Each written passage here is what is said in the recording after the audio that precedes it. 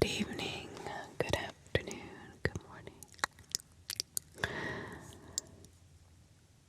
This is your girl Jody, and thank you all for being here, each and every one of you. Thank you for subscribing. If you haven't subscribed, please subscribe. Please like, please comment, and please sit back and relax because we've got a very long video. This is the best of the best. Let's not meet. The very first one is: I survived a mass shooting at a movie theater. This is by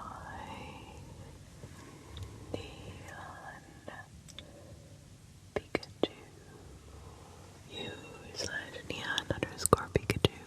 I survived a mass shooting at a movie theater. This happened to me 4 years ago. It's by far the most extreme and life-threatening situation I've been in. The eyewitnesses account you are about to read is 100% true, and it's mine. For some understanding, this happened in the United States. It was the summer of 2012.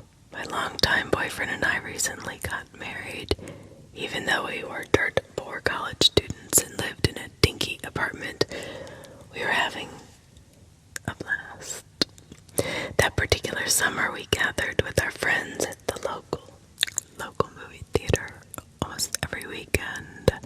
There was one just down the street from our apartment, and that had a really cheap movie tickets. A night out that was under $10 was certainly within our budget. Anyway, one Thursday night, I received a call from this group of friends inviting us to watch the midnight premiere of the newest Batman movie. I had just finished working a 12-hour shift and was pretty tired. I almost refused the invitation and thought of crashing in my apartment instead. However, I didn't want to miss out on the fun. I was a college student.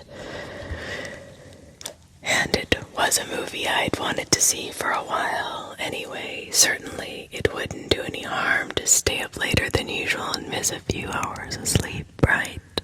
Not in my early 20s anyway. At 10:30, we met at the theater. We passed large cardboard cutouts of Catwoman and Batman as we walked inside, greeted by the smell of buttery popcorn and the chatter of excited moviegoers.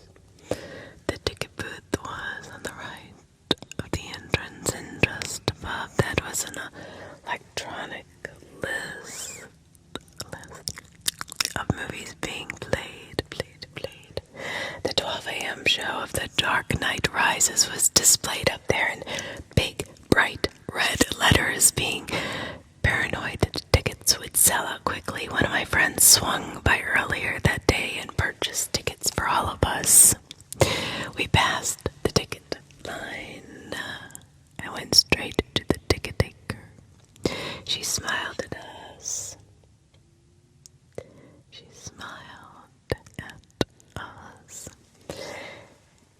And kindly directed us to Theater 9, which was on the right side of the lobby. If only I had known what I do now, that among the crowds a killer was lurking, that as I walked across that tacky red and purple carpet towards Theater 9, I could have been walking to my death. I think about it often now, what I would have done if I had known. Pulled the fire alarm, called the police. So many things.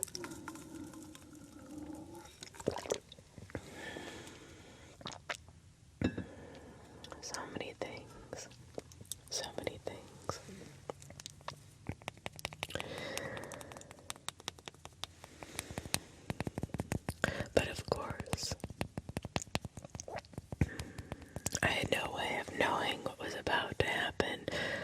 oblivious to the peril I was putting myself in, I pushed open the doors for Theater 9 without giving it a second thought. The hallway in the theater was shaped like a U, and you could either go right or left, or left, right or left. Theater 9 was the largest screening room in the building, perfect for accommodating the crowds that midnight premieres brought in. The screen was motionless and gray. Not even the previews had started yet, because there was still a good hour and a half to go until the movie actually started. We entered on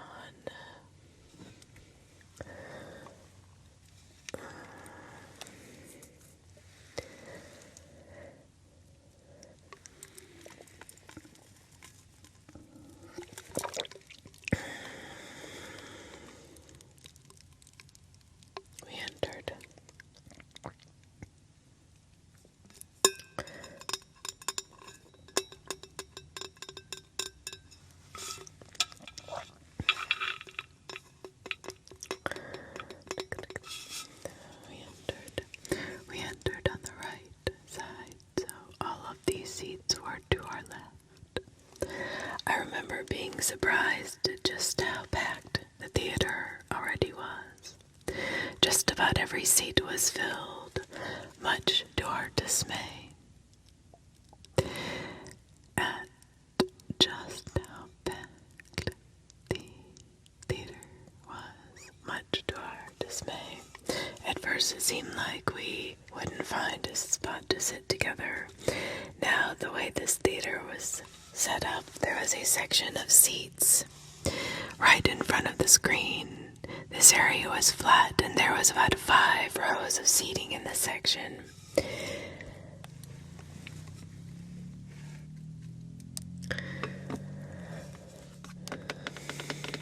rows of seating in this section.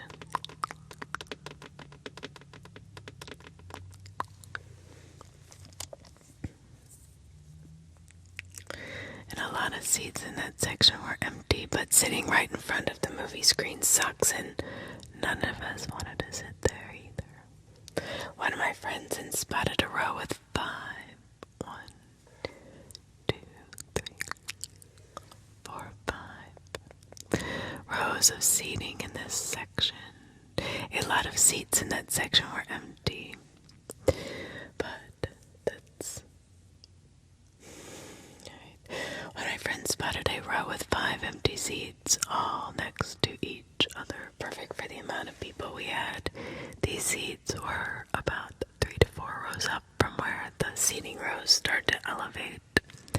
We ran up the stairs before someone could take the seats and filed in. My seating rows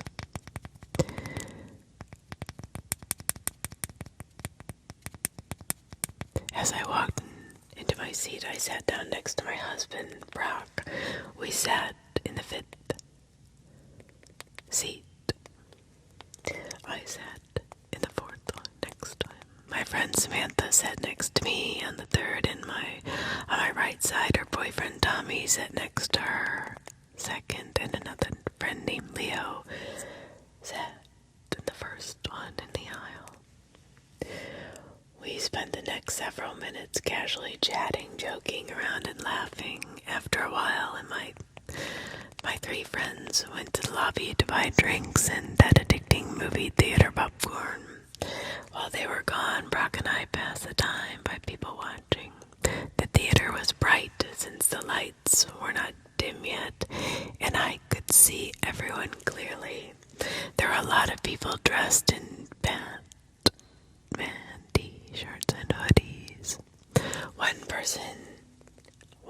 person even had a mask and one of those shirts with an attached cape. There were a lot of kids in attendance as well, which wasn't surprising because even though it was a Thursday night, it was summer vacation, so that meant no school the next day. All of the people I saw person I will never forget was the little girl sitting in our same row a few chairs away. She was so cute, blonde with blue eyes, and passed us several times on her way to the lobby, each time coming back with various snacks and popcorn. Overall, people seemed very excited to see the movie, and the room was filled with energy and laughter. After what seemed like an eternity of waiting, the lights started to dim and the previews began. Just like every movie I've seen before, a quick animation flashed across the screen reminding us to get refreshments from the lobby. And of course, turning off your cell phones and all of that. And to make sure that we knew where the emergency exits were, the animation had this ugly CGI cat in a tuxedo that was sitting in a movie theater. I casually glanced at the bright green emergency exit sign that were on the left and the right, and the right, and the right and the left sides of the movie screen. I didn't think much of the reminder.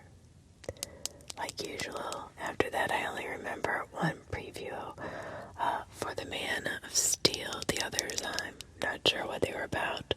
When the movie started, the theater erupted with cheering and clapping. The title of the movie, The Dark Knight Rises, exploded onto the screen. This was followed by the scene where Bane is hijacking a plane. I thought this scene was pretty cool and caught my interest right away. Only when the movie started to get a little less interesting did I remember just how tired I was. I decided I would close my eyes and the more boring parts to get a little bit more rest. I had been awake for 20 hours at that point, so I was frightfully sleepy. My eyes were closed for most of the duration of Batman and Catwoman's encounters. I don't really remember what was going on in that part of the movie. Perhaps some of you have seen it and know what I'm talking about. Anyway, when I opened my eyes again, Bruce Wayne was on his computer digging up information on Catwoman. This is the last scene I saw. I never got to watch the rest of the movie. All of a sudden, a loud bang erupted from the left side of the theater. I sort of screamed a little because it startled me. A strange smell started to fill the auditorium. It's like the smell of a firework, so I thought it was a cherry bomb or something similar. Had someone thrown fireworks into the crowd as a prank? Then down near the right side of the movie screen, a dark silhouette of a person caught my attention. They were just a black frame against the bright movie screen. A series of flashing lights were coming from this person. It was a weird moment where time literally slowed down and everything went strangely quiet. I was completely frozen, unable to move and really unable to think at all. It was like my brain had stopped working entirely. Brock caught on immediately to what was happening, and he grabbed me. He pulled me to the ground and laid on top of me, shielding me with his own body. At this point in time, and sound returned to me. I could hear the gunshots ringing out across the theater. People were screaming. The movie was still playing on top of it all, creating a chaotic explosion of sound. I realized the flashing lights that I had seen were bullets flying out of a gun barrel. An instant sensation of adrenaline flooded my body. There was absolutely nothing I could do except lay there and hope to God that the bullets I heard ripping through seats and walls wouldn't go through me too.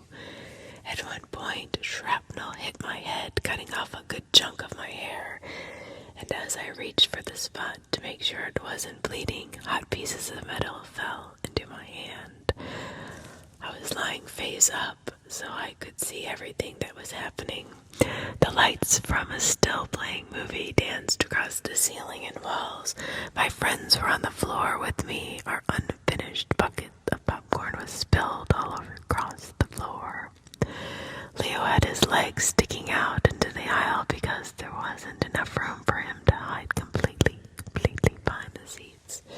At some point, Samantha's water bottle had been in the cup holder between our seats exploded.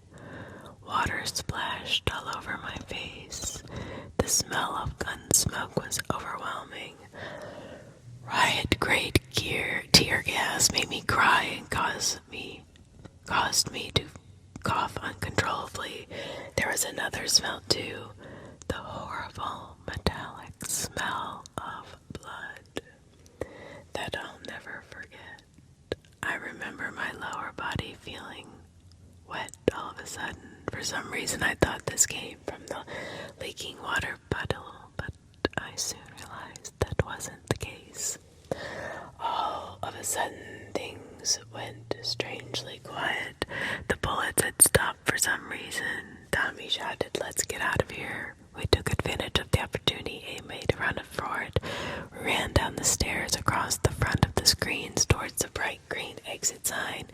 We crammed into a small closet-like space where the door was. It was so dark we had a hard time finding it. We were screaming and slamming on the walls to find the door, blinded by the tear gas and dumbfounded by shock. Then finally my hands felt the metal door handle and I pushed against it with all my strength. The door flew open and the light of a nearby street light flooded our eyes. We pushed against the door so hard that we all fell over onto the concrete. Samantha lost her pink flip-flops just outside this doorway. As I scrambled to my feet and literally ran for my life, I realized my legs were red, absolutely soaked with blood. It was like I dipped my legs into a bathtub full of it. I checked my body all over and realized I wasn't injured at all. Where had the blood come from? I looked behind me and realized that the blood was my husband's. He had been shot in the leg. A massive gaping hole ripped through the lower half of Brock's leg, and his foot was barely hanging on and entangled lifelessly. Leo and a young man I didn't recognize were carrying Brock because after falling outside the door, he lost all his strength and he could not walk. I was completely shocked. I had no idea he had even been injured, especially since he was right behind me the whole time and managed to escape the theater all by himself. How did he do it on one foot? I'll never know. At this point, I started to scream. My scream was so loud that I alerted nearby construction workers. At the back of the theater, there was a narrow parking lot followed by a grassy lawn and then the street beyond that. The construction workers were doing road repair on the street, but as soon as they heard my screams, they stopped working and watched what was going on. I'm not sure why this is such a vivid part of my memory. Anyway, they carried Brock along the back sidewalk all the way to the end where the corner of the building is. This was quite a distance, several dozen feet. My husband then collapsed from exhaustion and pain, saying he couldn't move anymore. He lay down and a puddle of blood started to form beneath him. I looked back and realized we had left a trail of blood leading from the door all the way to our current position. Trembling. Yes, I was trembling now. I knelt beside Brock and glanced around to see who else was injured. Tommy had been shot in the knee and the hip and was further away in the parking lot. The teenager who helped my husband was also injured. His dad and mom were with them. His mom was sitting against the wall and looked like she was going to pass out. She was bleeding from several places. That family escaped at the the same time we did. I guess they heard the bullets stop and decided to make for a run for it too. We were all lucky because the shooting was still going on inside. I had to take off my shirt and use it to stop the bleeding. I'll never forget how lifeless and limp his leg felt, and I imagine that's what a dead body must feel like. I got blood all over my hands and arms. The police showed up really fast. I'd say we were only outside for a minute or two before the red and blue sirens filled the night and rushed to our location. We were literally a block away from the police station. A female officer stood by us the whole time until paramedics arrived, which took a very long time. Brock was one of the last to be taken to the hospital. He was bleeding out for almost 20 minutes before an ambulance pulled up on the same street with the roadwork. At this point, he had become almost unresponsive and was on the verge of unconsciousness. Several massive guys rushed across the grass with the stretcher, loaded him onto it, and then ran with him back to the waiting ambulance. I wasn't able to go with him because there was another injured person in the ambulance, and it was too crowded. I wandered around to the front of the theater alone, unsure of where my friends had went. My blood-stained shirt and polo blood were left on the corner of that sidewalk. Walking through the crowds felt like a dream. I couldn't believe what just happened. People were in hysterics and crying. A lot of people, such as me, were covered in blood. And like me, I'm pretty sure the blood staining their skin and clothes was not their own. A lot of people seemed to notice how lonely and dazed I looked, so they kept me company and even offered me a ride. To different hospitals to find my husband, Brock. Because I had not been told what hospital he had been taken to, I hung around these people for a while as police swarmed the area and asked us what we saw inside the theater. The whole parking lot was on lockdown and we weren't going to be allowed to leave anytime soon. It was around 2 a.m., so it was very dark outside still, and I was pretty cold, wearing only an undershirt and shorts. The flashing red and blue lights of what seemed like 100 cars were blinding. I remember seeing a big police vehicle pull up that said something like, "Crime Scene Investigation Unit" on it. I think that's when it really sank in and hit me. I started to get sick to my stomach and wanted to vomit, but somehow I was able to hold it back.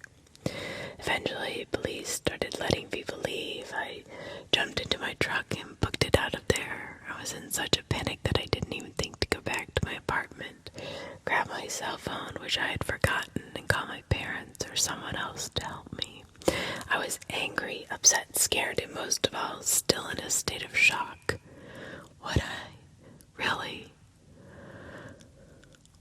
Was I really going to lose Brock only a month shy of our first wedding anniversary because of some psychopath with a gun? Thankfully, by the time dawn rolled around, I found the hospital he was treated in. This was in the next city over, maybe 45 minutes from the theater, if you're going the speed limit. I was so happy to be there, and the hospital staff were also welcoming and understanding. After making sure I was not injured as well, they let me wait in the ICU room that Brock would be placed in when he was done recovering from surgery. I was so glad he was alive. Brock and Tommy both survived, though many others were not so lucky.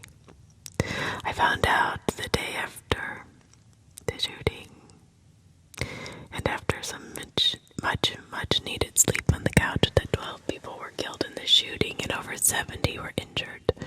I remember they first thought 15 people were killed, but the real number was 12.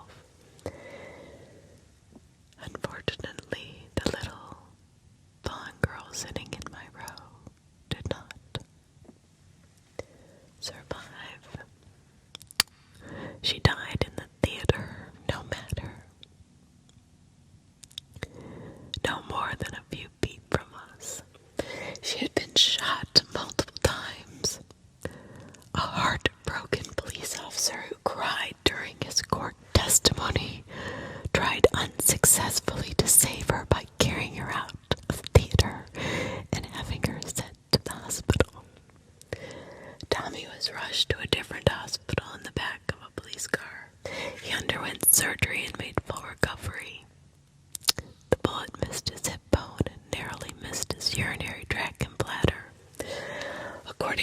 surgeons, my husband lost almost half his blood.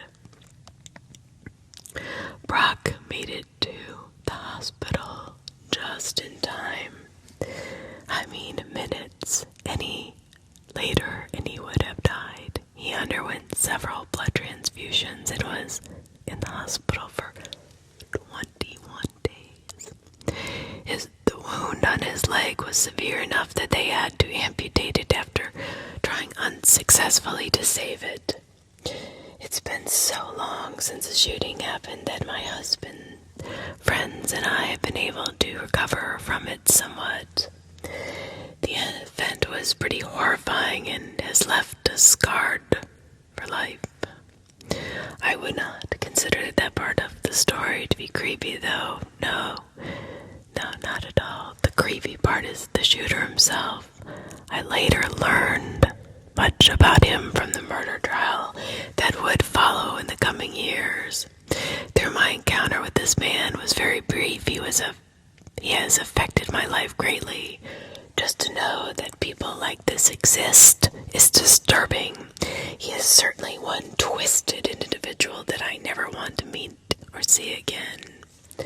I learned everything from watching television trial that took place in early 2015. This guy was going to school for neuroscience or something in California. I guess he was a pretty smart guy. However, for some reason, he had an obsession with killing people and had a stalker mentality. After dropping out of his university, he decided to move to my state and chose my local movie theater to commit a mass shooting.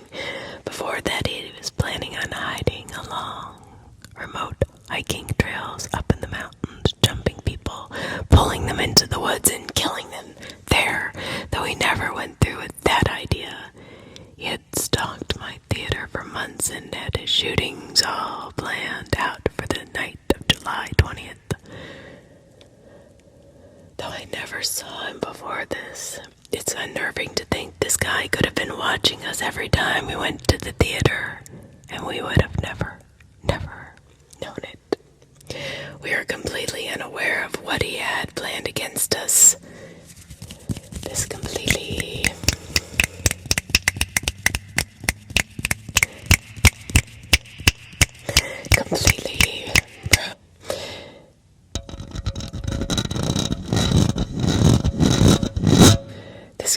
ruined my sense of security, because who knows what the stranger next to you is planning on doing to you. I came very close to the shooter, but I never actually saw his face in person until I was forced to testify in court. Of course, I saw his mugshots in television, but while in the theater, I only saw him as a dark silhouette in the shadows, like a demonic figure rendered from the darkest and most sinister nightmare. He was even in the hallway that we passed upon running for the emergency exit.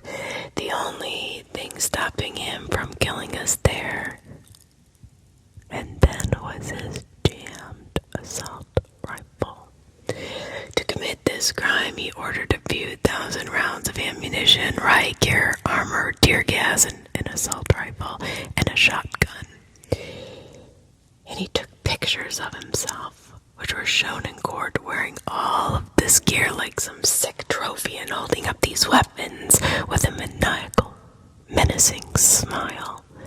He dyed his hair orange and put in these creepy black contacts while making devilish faces into his camera, something that made me sick just looking at it. Before driving to the theater with all this gear in his car, he booby-trapped his entire apartment and set it to explode if anyone opened the door. Then once at the theater, he posed as a moviegoer and even bought a ticket for a movie. How nice. I think his ticket had Theater 8 on it, which was next door. But Theater 9 had more people in it, so it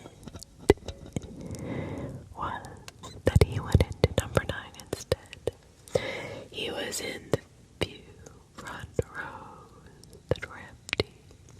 I must several times in the lobby while he was there. Maybe he had seen me too. At some point during the movie, he got up and went through the side exit, which did not have an alarm for some reason.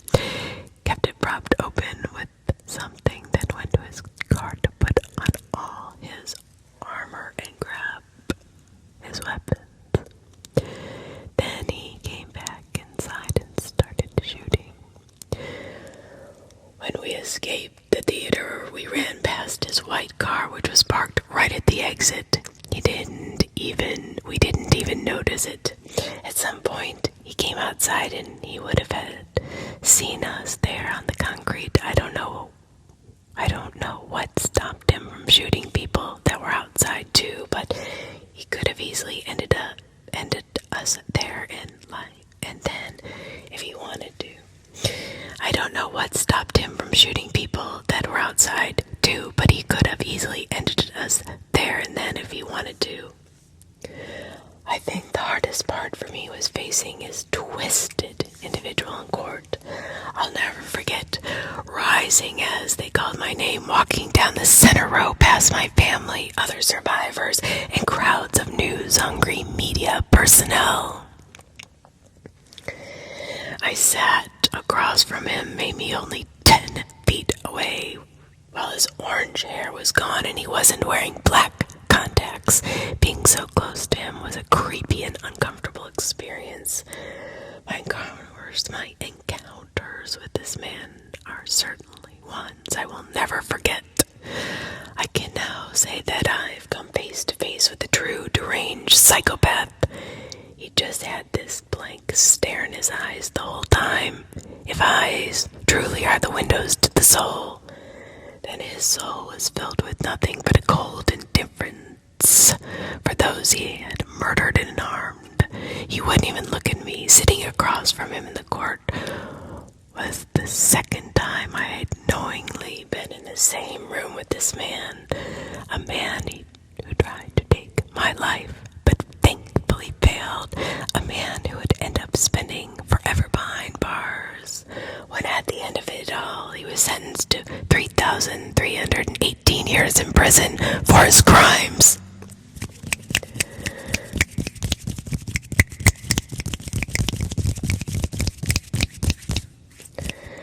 For his crimes.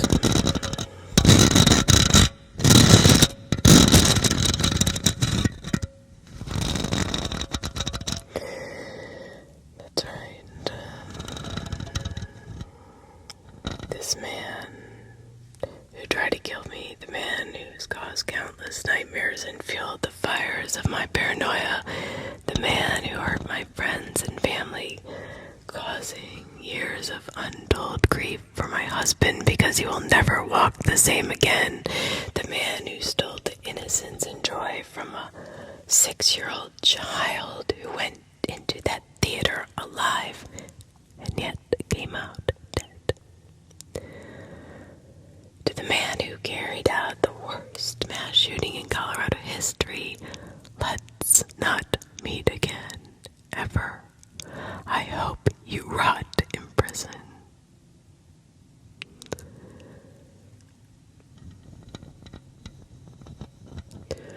The edits, grammar, and just stuff, it's no big deal.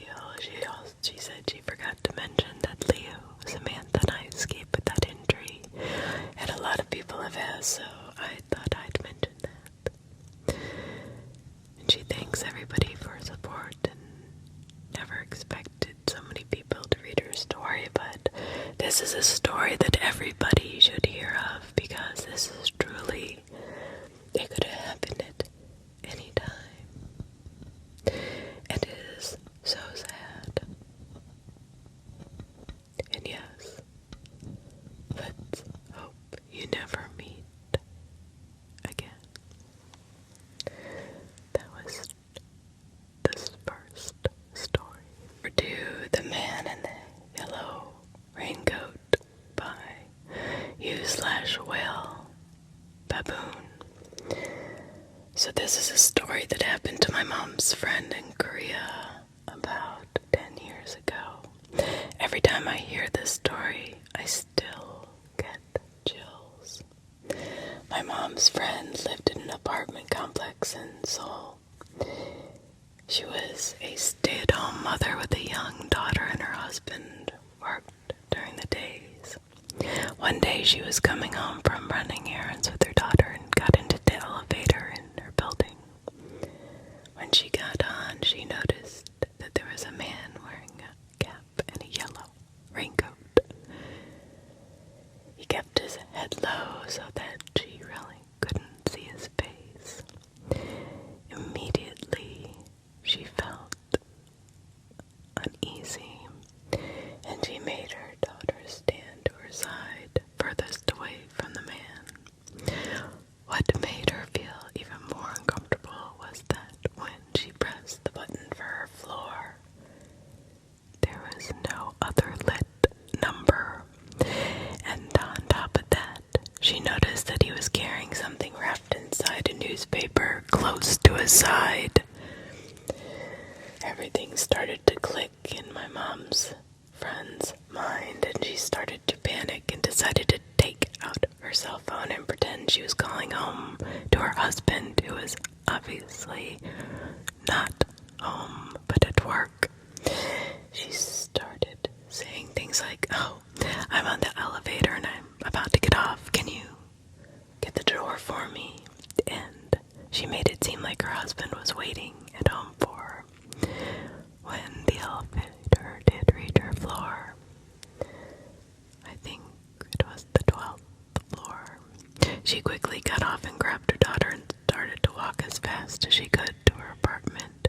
She noticed that the man also got off on her floor and was slowly following her down the hallway. When my mom's friend got to the door, she started to bang on it and shout, "Hey, Evo, husband dear, I'm home, please open the door," and kind of pretended like he was coming to answer the door. Upon seeing the man in the yellow raincoat started to walk away back towards the elevator. When he seemed to be far enough away, my mom's friend quickly picked up her daughter and slid open her doors. Passcode thing. This is how people usually get into homes in Korea, and started to frantically punch in her key code, but the problem was that the buttons would make sounds. So the man knew that no one was going to answer the door for her, and he turned around and started to run back towards her. My mom's friend at this point practically screaming, and when she finally got to open the door, the first thing she did was throw her daughter in the door. When she got in herself, she saw that the man was pretty much inches from the door, but she managed to shut it and lock it before he could wedge his hand or weapon into the door. Afterwards, looking through the door's peephole, she saw that the man was walking way back towards the elevator. Several months later, my mom's friend was watching the news, and there was a coverage on the capture of a serial killer named Yo Young Jewel, who used to kill a lot of prostitutes. She told my mom that she could never forget the dreaded feeling in her gut when she saw the too familiar yellow raincoat and hat that he was wearing when apprehended.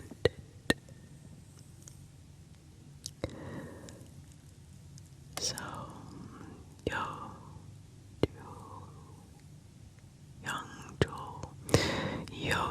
young Jewel, let's not meet again.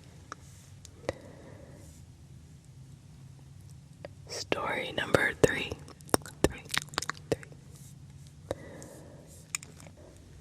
The Dog in the Road.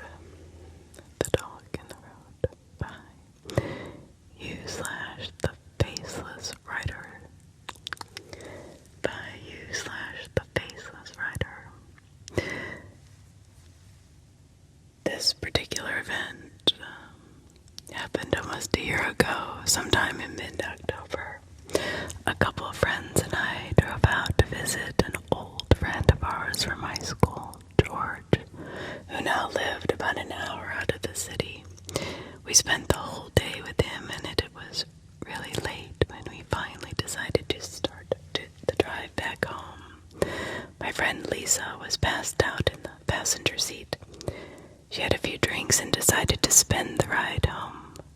asleep. My other friend, Steve, was sitting in the back seat behind Lisa and was playing a game on her smartphone. I, of course, was driving. I was following the GPS instructions back to the freeway. At that moment, we were driving down a dark street with thick trees bordering both sides. Everything was pretty much peaceful, with the only sounds I could hear being that of the car moving along the road and the radio on low volume. Suddenly, my car let out a loud jolt, and it felt as if I had hit something. Steve had a shocked scream while Lisa remained dead asleep. I slammed on the brakes and the car came to a halt. I was breathing heavily when I asked what the hell had just happened. Steve peered through the back of the window and gasped. She turned to me with an angry look on her face and shouted that I had just hit a dog.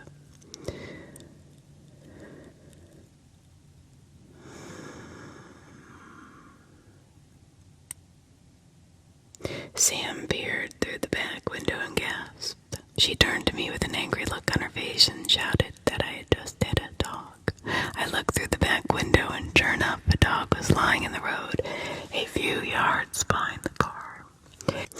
Sam is a pretty big dog lover, so I wasn't surprised to see her get pissed at me. She was about to open her door and rush to the animal's aid when I stopped her. Once I had gotten over the shock of running over a dog, I got a feeling in my gut that told me that something was off. I'm no braggart, but I consider myself to be very attentive and a safe driver. My eyes were on the road at all times, and I distinctly remember not seeing any dog in the road prior to the car jolting. Yes, it was dark, but I was sure that I would have at least seen the dog in the headlights before hitting it. I looked through the back window and took a closer look at the dog, or at least as much as I could make out of the reddish light coming from the tail lights. It was a fairly big dog, at least a golden retriever or something like that. One particular detail of this caught my attention. I could see the dog's tail wagging. Now, I'm no expert on the mannerisms of animals, but I was sure that the last thing a dog would do after being hit by a car would be to wag its tail. After a moment of thought, I pressed my foot on the accelerator and sped off. Sam snapped at me and ordered me to go back, but I told her that something was wrong with the whole situation. She continued to argue, but she fell silent as she turned back towards the back window. She asked, "What the hell?" with a shaken voice. I looked in the rearview mirror. There it was. Though it was dark, I was able to make out the silhouette of 3 large figures emerging from the trees on the side of the road. The dog was now up on its feet and jumping around joyfully. The 3 figures looked in our direction as I pressed my foot down on the gas harder and sped off faster. Sam and I remained silent the rest of the ride home. It wasn't until a few days later that we actually told Lisa about it. We have been back to visit George a few times since then, but we always make sure to leave before sunset. Still, I dread to think about what would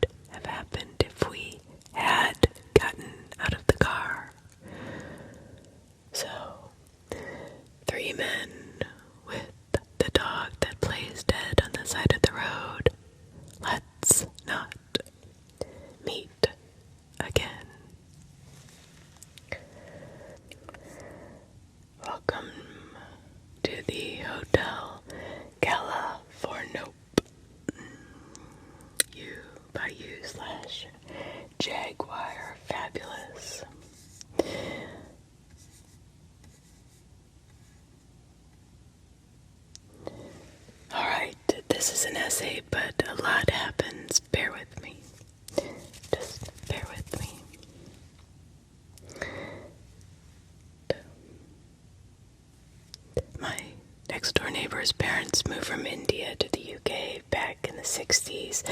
After retiring, they made a habit of heading back there every year to visit family and friends, ultimately spending around half their time traveling through India and half their time here. Long story short, one year they invited my family along. I was 15, I'm now 25, and thought I was some badass Viking rock prince because I had long blonde hair and red kerrang. Fun fact, curly hair ruins everything. I look like a fucking cherub. Now my neighbor's dad had planned this holiday like it's a military campaign. When we arrived, he hands us each, including my 11-year-old brother and sister, a brown folder containing our itinerary, hotel brochures, money conversion charts, train timetables, 4 passport photos of ourselves for forms, etc., and lists of names under the header useful people. Forget Viking rock prince. I'm James fucking Bond. Other than the fact that I'm mistaken for a girl on several occasions, my favorite being when one of my neighbor's relatives asked my mom when she lets me dress like a boy and offers to have a sorry fitted for me. I have an amazing time until we rock up to this huge hotel in the middle of the jungle. Honestly, the arse end of nowhere. The nearest village is a 3-hour drive down a dirt road just before sunset. Yep, in the middle of the jungle. I mean, the jungle. I pull out the brochure. I'd be safe to say that this place is under new management. There's a single light on about five stories up. As we pull into the drive, we spot a group of men clustered around a large fire. One of them stands and starts shouting something, but is silenced by the guy next to him with a slap to the back of the head. One of the group comes sauntering over and motions our driver to wind down the window. Imagine Alfred Hitchcock as an Indian drug lord, and you'll have a pretty good idea of that man now, flapping his jowls through our window. He peers into the back, spots us, and cracks the dictionary definition of a shit-eating grin. In broken English, he welcomes us to the hotel, glances over our reservations, and ushers us into the lobby. This is when shit gets really weird. Yep, the place is deserted. Not the staff have gone to bed. Deserted. It was like whoever was here bugging noped it out of this place in a hurry. Deserted. There were toppled chairs in the lobby. Hitchcock tells us that our rooms aren't ready. It's now 9 p.m. and offers us some food while we wait. The dining room is huge, empty, and our order is taken by a boy no older than 9 who promptly vanishes, closing the doors behind him. We hear a motorbike engine outside, and an hour later, something vaguely resembling our order appears on a variety of mismatched dinnerware. No idea where any of it came from. At this point, we were all pretty unnerved, and everyone started making lame jokes to ease the tension. We were only there for one night. Everything had been paid for in advance, and we were a large group, 11 total, with 2 people who spoke Hindi and Konkani. So, felt pretty sure we could deal with any weirdness, although Hitchcock waddles in and takes us to our rooms. Every one of them is stripped bare apart from the beds and besides the tables. Beside the beds. Exposed wire spoke out of the walls where you'd expect a TV and or phone, and there are rectangular patches and discolored wallpaper suggesting that someone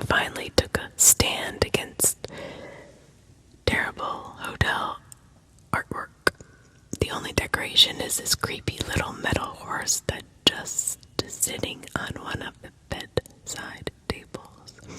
I'm sharing with my little bro and insists on taking the bed closest to the door, presumably thinking that I could summon Thor if things got hairy. Hitchhiker lingers in our doorway for a while, flashing his pearly browns and giving me the rape eyes. I close the door on him, we dump our bags, check the door is locked, and have bro chats until we pass out. I wake up, no clue when, clocks clearly didn't fit with the whole minimalist crack den vibe the management were going for, but it's pitch black. To hear the door to my room clicking shut, the door that is no further than a foot from my head. Fuck that. I'm no fucking rock prince. I'm a flying baby that plays a harp. I cower under the surprisingly clean blankets until my heart stops threatening to burst out of my ribs and redecorate the ceiling. Stealthily ninja roll out of my head into the door. The bastard is unlocked. No way. Barricade that with this bedside table. Check if my brother is alive. Get into bed, see our bags, and add them to the barricade. Notice that mine is open. What? Plot twist. Nothing's missing. Camera, wallet, clothes, super secret spy dossier. Everything is intact. I convince myself that I shat my pants over nothing and go back to sleep. Side note, little brother slept through the whole damn thing. Morning comes and we all want to get out of there as soon as possible. Neighbor's dad kicks off about how weird the whole thing is to Hitchcock and gets half of our money back. Excellent. We head outside and my sister points out the charred remains of one of the hotel beds and what's left of the fire pit. Excellent. Turns out that our driver, who had a room in the place, had decided to sleep in the bus because he, in his own words, didn't want their funny business. Apparently there were people coming and going all night. We woke up to see a guy, nose against the window, just staring in at him. Driver hit the window and the dude scampered off into the jungle like Mowgli. We give driver an extra huge tip. Hitchcock waves us from the lobby, adjusts his crotch and plods back. We leave thinking weirdness is over. Well, about an hour into the journey, I decide to take a look at our itinerary, so pull out my spy folder. My heart instantly sinks. One of my passport photos is gone, a perfect 35 by 45 rectangle missing from the corner. 3 little Viking rock cherubs stare up at me, mourning their fallen brother. I search the folder, ask my parents if they took it for something, start losing my shit. Everything from the night before rushes back. I explain what happened, and there's the weird moment of silence while everyone looks at each other. Turns out that everybody heard something or someone outside at their door at some point during the night and had deadbolted them before going to sleep. Bro and I had no deadbolt. Hitchcock put us in that room on purpose. Driver suggests that we head back to the hotel and demand satisfaction. Tips galore for driver. So we go back to this hell hotel. The doors are padlocked. Hitchcock and his cronies have vanished. The cherry on top of this cake is the horse. The little metal horse that was sat on our bedside table has been placed on the steps in front of the door. I took it. Free souvenir. Screw you, Hitchcock. Basically, don't go to India. But I bloody love India, and I've been back there twice since this. It is an amazing country, and the people are, on the whole, incredible. and welcoming. You just get the odd emphasis on that word. Few who really skew the average. So part 2, do go to India. Don't go to scary jungle hotels. So, I'm still alive, and here's the thing. Hitchhiker in the middle of the jungle who pretends to run the hotel. Let's never meet again. Don't take the back road. Bayou/Candesce. Candesce.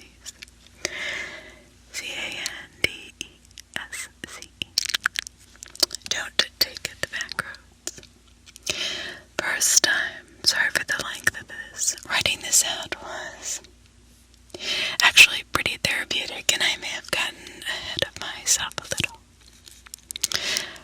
I've lived most of my life way out in the valley countryside of Ontario. Given that it's not a whole lot for me as an 18-year-old, but for me it's the only place I can call home, and I like to think that I know the entire area. As far and sprawling as it is, like the back of my hand.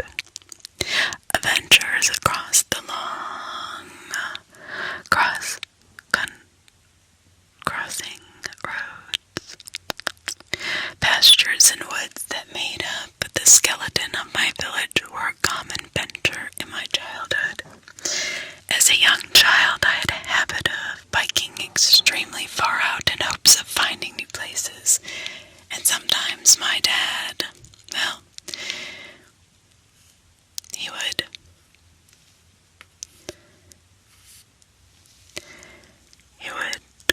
have to toss our bikes out in their pickup and take us way out into the back road and let us explore for a few hours. This is how a lot of us first found out that one of these crappy gravel roads surrounded by thin woods was a worn-down old shack sitting just about 20 meters off the path. Honestly, I never thought anything of it, except for the fact that it was so creepy. I had not seen any windows inside to see inside the house, and I never went anywhere near it.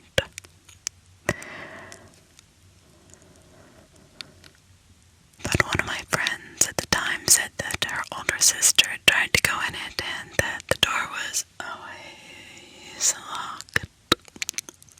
We all had better things to be curious about at times than that anyway, so I quickly moved on and became nothing more than a mundane landmark of that area.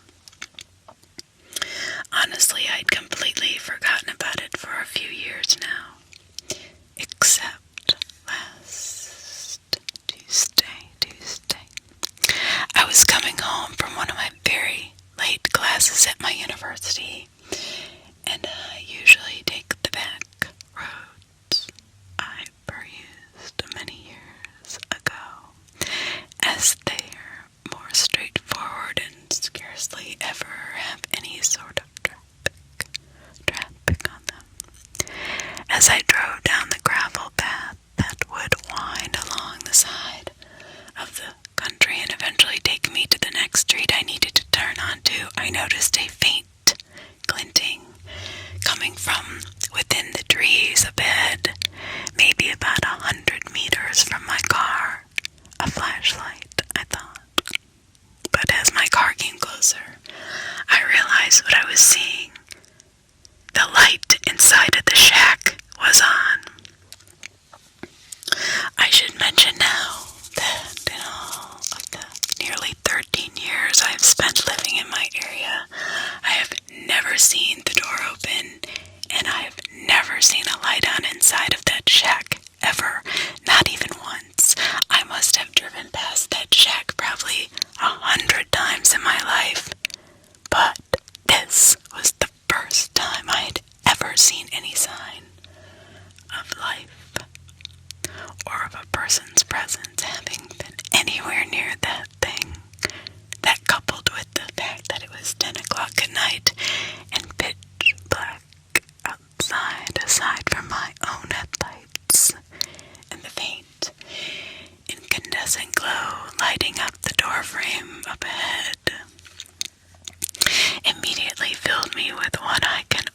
describe as a weird sense of dread. It would be hard for most people not to be immediately unsettled by something like that, and I am someone who's easily spooked. Fortunately, when my car approached the light, I was curious enough that despite the feeling in my stomach, I slowed down as I was about to pass, hoping that I would see what was going on inside. And this is probably the only reason I managed to spot the dark shape that burst out of the foliage on the side of the road directly onto my path. It wasn't going very fast at that point, but I still pounded the brakes rather hard in alarm, so my car came to a crunching stop on the gravel. For a moment, I was just really confused and freaked out. What was that? I had almost hit a deer or something. This far out in the country, a deer would have been the most likely and most reasonable assumption. But in the beams of my car, I could see what had stopped me. A very tall, lanky old man with scraggly, balding gray hair. Right away I got the impression that this man was very poor. He looked dirty and unkempt, and his clothes hung off of him. However, I'm generally used to seeing people who aren't that well off in my town, and I don't like to judge people right away based off of that sort of thing. I was mostly just extremely unsettled over what the hell this guy was doing way out here, and why he was walking out into the middle of the street in front of my car. As I sat there confused, the old man came around to my window and knocked on the glass. Feeling my memories of stranger danger, conversations with my parents kicking in, as old as those conversations were, I rolled down the window just a crack, only enough for someone to be able to hear me, and for me to hear them. I was already creeped out enough as it was. Immediately, I said what I was thinking. "What are you doing out here?" I asked. In my peripheral vision, I could see the light from the shack, but in my mind's eye, I was not really registering it anymore. Stupid, I know. I should have made the connection immediately, but I was still kind of shaken by the fact that I could have run this guy over and killed him if I hadn't stopped in time. After a small pause, the man started talking to me. He had a thick, croaky sort of voice, and he spoke very slowly. "My truck, it's broken," he explained. Okay. I was also getting the feeling that he wasn't really all there mentally. I didn't have to look around to notice that there wasn't any truck on the side of the road, but I did anyway, turning my head around to confirm what I already knew. Yeah, there was definitely no truck. Had he somehow driven it into the trees or something? As far as I can or could remember and see, there wasn't enough space anywhere in the trees for a truck to fit through. What was the man talking about? While I was looking, it was honestly as though I could feel that he was watching me, and when I turned back, he was still leaning down to peer inside of my window at me. "Where? I don't see it," I blurted. I was definitely distrustful of this guy already. At first he did not respond, and my nerves were only getting worse the longer we were alone out here. Then he replied, "It's just up the road," he said, turning just to point with his finger in that general direction. "The lights are... my car aren't exactly the greatest. The lights on my car are not exactly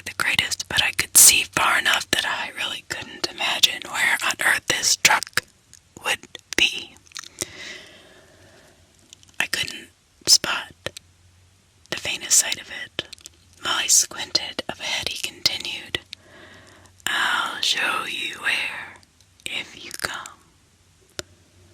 At this point, I really had no idea what this old man was thinking I could do to help. I'm 18 years old, female, and very petite. I don't exactly look like the type of person who knows a lot about cars or how to fix them. And for the record, I'm really not. But I was tired from a long day at school, so I absolutely was not at my brightest. And for some reason, as part of me feeling guilty about leaving him out here alone, if his truck was really broken. "Okay," I said.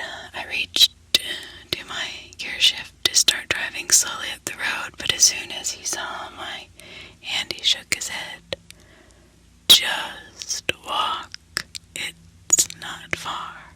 "What? Excuse me, but no thanks. How the hell was I going to see anything in the dark if I got out of my car and followed him anyway? There was no harm in driving wherever he was trying to lead me. The more I talked to the guy, the more unnerved I was getting, and the more red flags were starting to pop up in my mind. I couldn't see a car anywhere, and this total stranger wanted me to get out of mine and follow him into the dark on this creepy road in the middle of nowhere. I will admit I'm a bit of a naive person, but I'm definitely not that stupid, so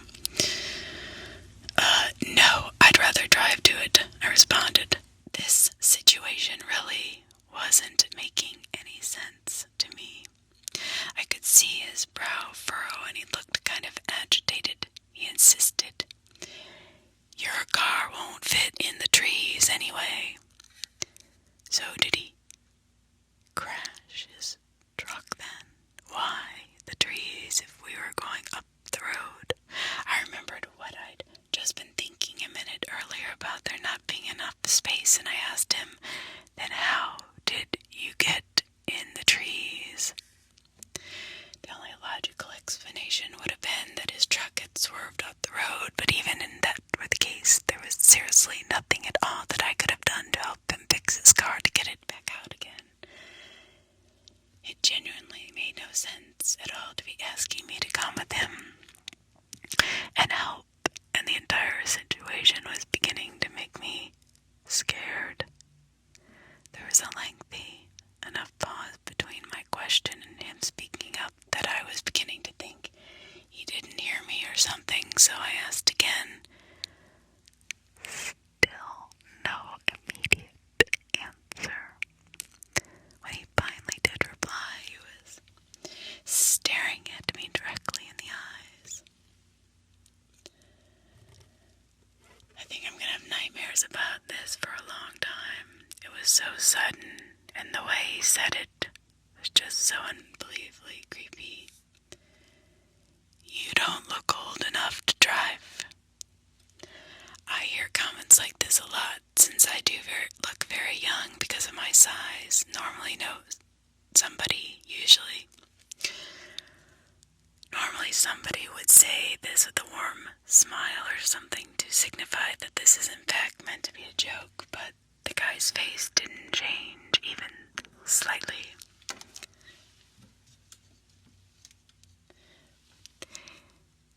He was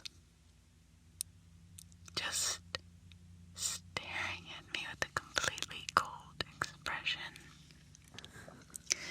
The sheer inappropriateness of such a remark in that kind of situation immediately had my heart racing, and all I could do was think, holy fucking shit, what did this guy want with me? What I wanted to say next was, "Who the fuck are you?" But instead I anxiously fumbled for my phone in my pocket, babbling in a way that probably made it really obvious I was completely freaked out of my mind. Okay, I can just call someone to come help you out. There's not really anything I can do. As I said that, it occurred to me to wonder, did this old guy not have a cell phone of his own? I do not know every older person. I do know that not every other older person has one, even if they're becoming much more common. But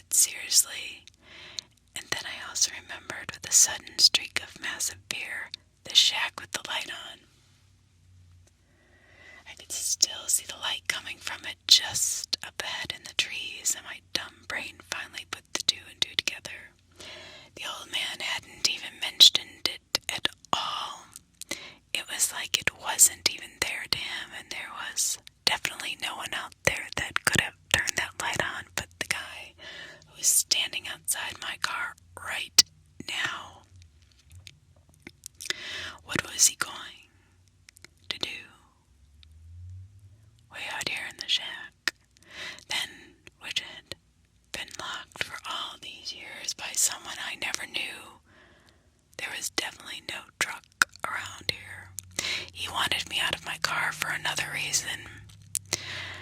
I think maybe the old man must have seen it on my face that I was scared out of my wits and about to book it out of there. Instead of any words, without warning, his face contorted with rage, and he swung his fist, pounding it against my window with enough strength to make it shudder. His eyes were wide, and he looked furious and completely insane, even though I was panicking more than I ever had in my life, and I was sure he was about to smash the window in if he tried again. I screamed, threw my phone onto the floor, switched gears, and slammed my foot down on the gas pedal. I hurled down the road, and when I glanced into my rearview mirror, I saw his dark shape turn from standing in the road, and I watched as he turned and walked off the road, directly back towards the light of the shack. I didn't slow down at all until I was nearly home and absolutely sure that there was no way that he could have followed me. When I got home that night, I spent a long time crying about what happened with my mom, and though I don't think she believed all of what I told her, we don't have the greatest relationship. She called up everyone she knew to ask if anyone knew the old man or if they knew who owned that shack. In a town like ours, just about everyone knows each other, but no one had any clue who he was. One of our family friends even swore that he was sure it's been abandoned for at least 4 years now, and since most people do not usually take that road, no one said that they have ever seen a light on or the door open but me. I've been taking a different route home from school since, and I really don't think I ever want to head back down that road again. So, creepy guy in the shack, please, let's never meet again. Don't follow vultures.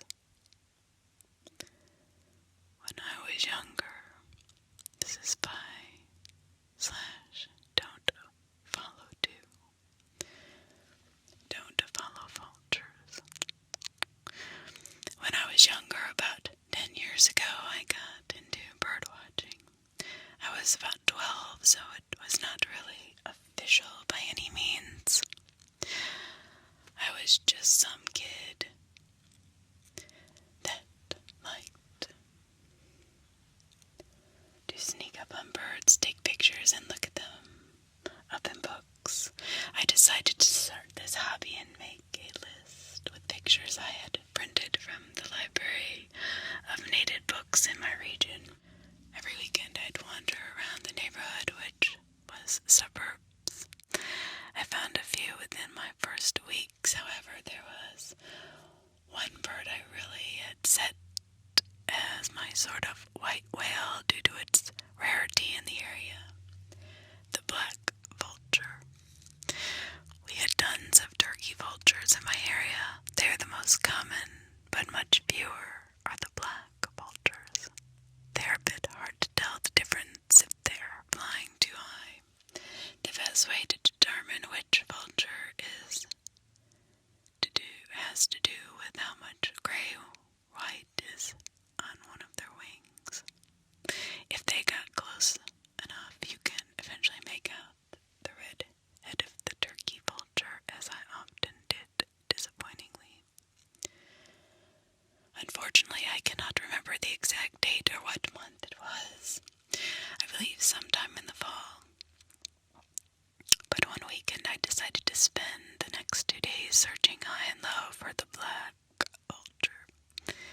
I went climbing over the small wire fence around a nearby bushy area as per usual, keeping out signs, be damned, and searched. Usually you had the best luck finding scavenger birds on roadkill beside the road, and there so happened to be a small 2-lane winder that mirrored the creek nearby, just through the foliage. So I cut across across the sort of mini forest headed in that direction, and as much as it made me sad to see a dead deer or possum, it was common sight on this road, as both sides are open with trees and undergrowth almost choking it. There are some parts of the road that almost become sort of a tunnel due to the leaves intertwining above. It was incredibly easy for a deer or some other animal to jump out in front of a car in the dark, with neither party realizing it until it was too late. Too late. I didn't have much luck. There were a few crows on the smear of a squirrel, and I saw a few ducks swimming the creek beside me, but nothing big. It started getting late, but the sun was still up, and despite the dangers of walking down a forest road in the dark, I was determined to stay out as long as possible. I decided to reach a small park area at the end of the road, and then I'd make my way back. I went under a small tunnel of leaves and came out the other side and was delighted to see the familiar shape of a large bird in the sky circling. It was just the right shape and size to be a vulture. But I had no hope of checking for the grayness of its feathers, as the sunlight was limited. Instead, I was stuck following it as it slowly began to sink lower. About 10 minutes or so it landed, and I carefully snuck forward, cautiously avoiding anything that could alert the bird of my presence. I sunk low to the ground, realizing that the bird had landed in a small clearing at the far end of the park. It was just a small open field, slightly tilted down a hill, with the parking lot on top. I had been there before, as it was a fun spot for kids to roll down the hill because of how steep it was. I approached it from the bottom, excitement brimming, when I heard several squawks and shrieks of other birds. Black vultures are more aggressive than turkeys, and I was hoping to get just that. I got to the edge of the clearing and pulled out my binoculars. Now 2 things kind of hit me at once. One, I found it odd that they were in the middle of the park rather than closer to the road, where you'd assume they'd find roadkill. Though I reasoned that things could die anywhere, even in the middle of a park. However, secondly, it smelled awful. The scent, rather light, but I've been known to have a really sensitive nose, and just this sharp, coppery scent, like when you pull rotten ground meat out of a bag. And I had smelled roadkill before, and in the heat of the day it smelled bad, but nothing like this. When I pulled my binoculars to my eyes, I expected to see a deer corpse, a bird, and birds fighting. I never in a million years thought I would see a corpse of a completely different kind. The birds were there, and I remember the faint pang of excitement I still had, recognizing the proud head of a black vulture. Before the image of it sitting on the chest of a naked woman sucked the life out of me, I was frozen. I could not look away. My throat tightened with vomit, and I could not. I just couldn't look away. The birds had done surprisingly little to her body. She had what I think were cuts, but most of her was intact. That wasn't the birds were at. Her eyes, lips,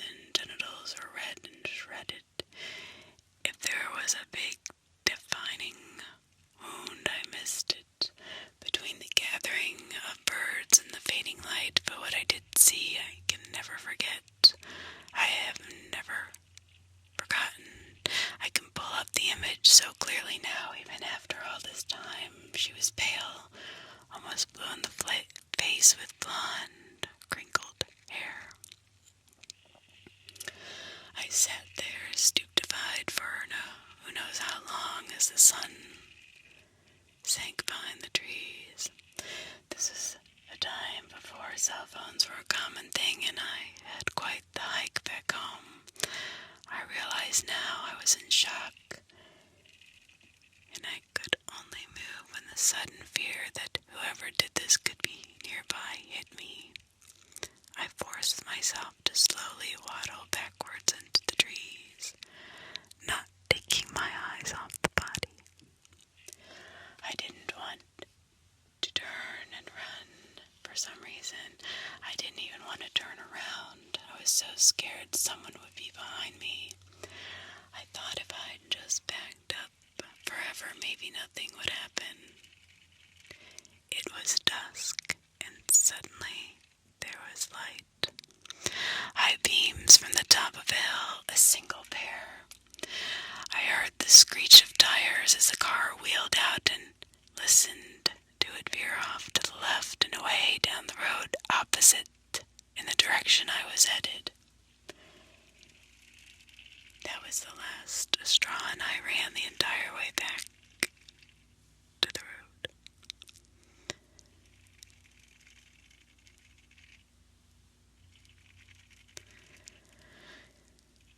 I ran the entire way back the second I could no longer hear the car. I crashed through at least a mile of brush, and while I was smart enough to have had boots and thick jeans on, my arms were bare and bleeding by the time I stopped. I paused midway through the brush by my house, realizing that, embarrassingly, I'd pissed myself in fear of at some point, nearly crawling my way through people's yards to get home, avoiding all passing cars. The horror didn't completely end there, as I was home alone until past midnight, as my mom worked late at a diner nearby. It was stupid, and I regret it to this day, but no, I did not call the police instantly, nor my mom. I was afraid that if I did, my mom would get mad at me. I would never be allowed to go outside again, or worse, they would not believe me for some reason. I locked all the doors, double-checked them, took a quick shower, and locked myself in my room. I had fallen asleep somehow by the time my mom came home. I confronted her in the morning, at least, but by that time, when we made the call together, the body had already been found. They took my statement. We never got any calls back. I stopped birdwatching after that. Can you blame me? I tried my best to find an article or news somewhere about this, but I failed in finding it.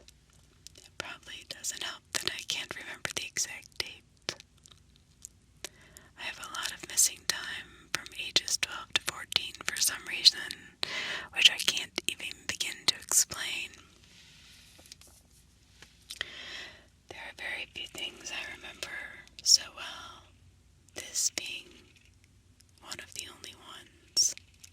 I have never shared this story with anyone outside my own family, but I thought it might be a good fit here, and I apologize if not. But it was sort of therapeutic, and I must say, even though I feel sadness for the girl in the field, guy in the car that bailed out, who put her there, please, let's never meet again. He had plans for me. Legend 3. So yesterday, I was at my sister's house with my mom watching my son and nephews play in the yard. One of my nephews, Harrison, was picking the bark off a tree when I remembered an odd encounter I had as a kid. I said, "So weird," out loud, thinking about the encounter. My mom inquired what I was talking about, so I told her. When I was a kid, I was hanging out at the pinecone forest, which was what the neighborhood kids called a small patch of trees on the side of the road. I was picking bark off one of the trees to pass some time, waiting for my friend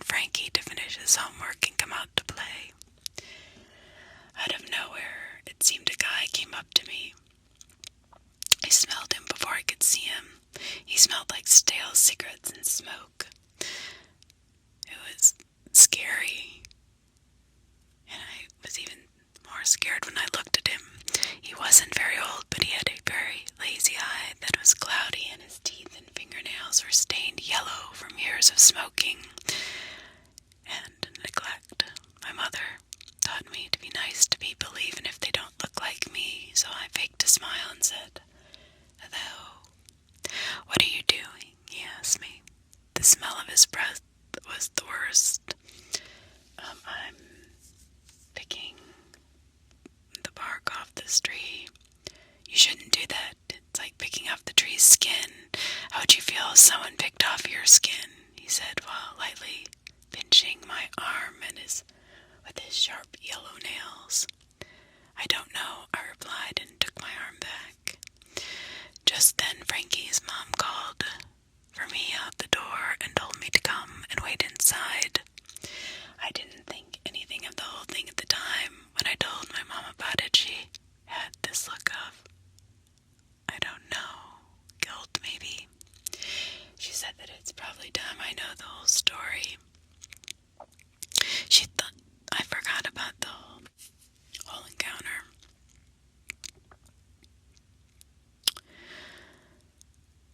So she never brought it up to me. First, you should know that the neighborhood I grew up in was a small, tight-knit community. Everybody knew everyone, and there was no reason for an outsider to come unless they knew someone there. Anyway, here's what happened with this guy. Frankie's mom, Sonia, noticed a white van with no windows parked on the side of the road. How cliche, right? She didn't recognize it, but figured maybe it was a visitor for her neighbor. Sonia said, or rather told the police, that the van had been there all morning and afternoon. She was kind of keeping an eye on it. She said that she had a bad feeling. Her house had a huge window in the front facing the pine cone forest, and the van was parked next to it. She saw me waiting for Frankie and kept a constant eye on me and on the van while holding the phone just in case. She saw the man exit the back of the van and walk up to me. As soon as she saw him grab my arm and pinch me, she called the cops. That's when she called me into her house. The cops stopped the guy just outside of my neighborhood. In the back of his van were binoculars, a Polaroid camera, and pictures of me taped all over the walls and ceiling. Me at school, at my grandparents' house, at the bank with my mom. Just me everywhere I went.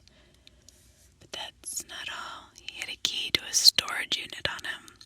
Inside the unit, they found a cabinet full of knives. A lot of knives. Paring knives, butchers, cleavers, a thin fillet knife, a melon baller, and just various knives of all shapes and sizes. There was also a few anatomy books.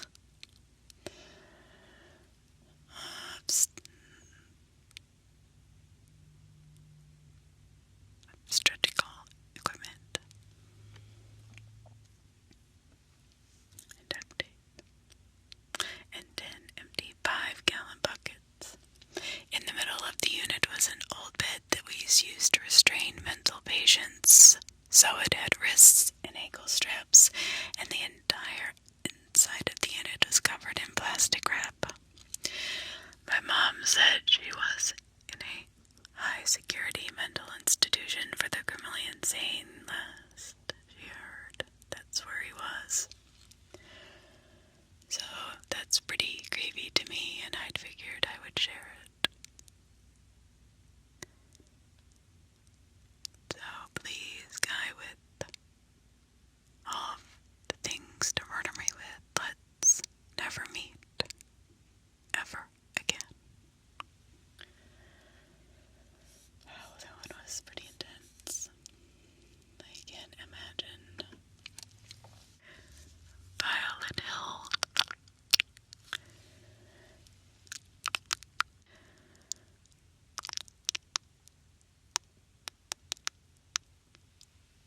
Around 2 years ago, I finally moved into a brand new house in a brand new building estate in Australia. I was one of the first to finish a build in the area and was elated to finally gain independence. The first few weeks went by as normal, and during that time I'd often take walks alone with the dog in the afternoon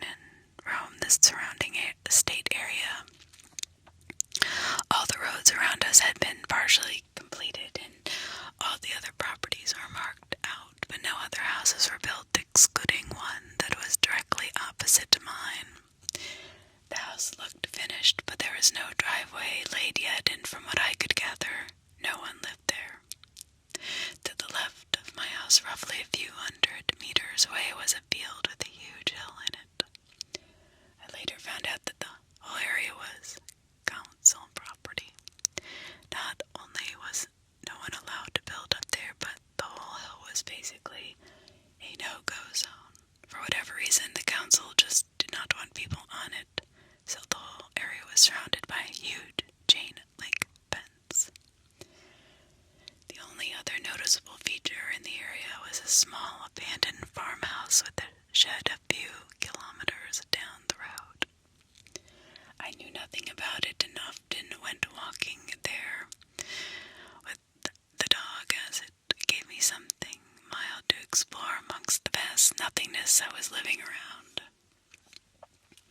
The entire place was dilapidated and completely inhabitable, but it was still interesting nonetheless. About a month or two after moving in, I awoke one morning to the sound of a violin. It sounded extremely distant and quite haunting.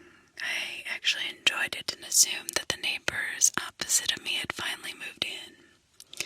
Excited that I finally had someone to talk to, I peeked out the curtain and saw the opposite house. Mine was still as vacant as it ever was. I got dressed, but by the time I managed to look outside, the violin had stopped. This happened roughly every second day for the next week. The violin would wake me up and then just disappear after about 45 seconds. I'd ignore it to the point where my curiosity simply got the better of me, and the next morning when I heard the violin playing again, I immediately jumped out of bed, threw on my dressing gown, and shut out the front door. I scoured the early morning surrounding, and up there on the hill was a figure playing a violin. It was barely light, but the person looked very tall from the distance. I was at an as they were playing. I was doing what only could be described as a waltz-type walk, spinning slowly around in a circle as they played. I took my eyes off the person and walked over to pick up the morning paper, and in the 10 seconds that took me, I heard the violin stop.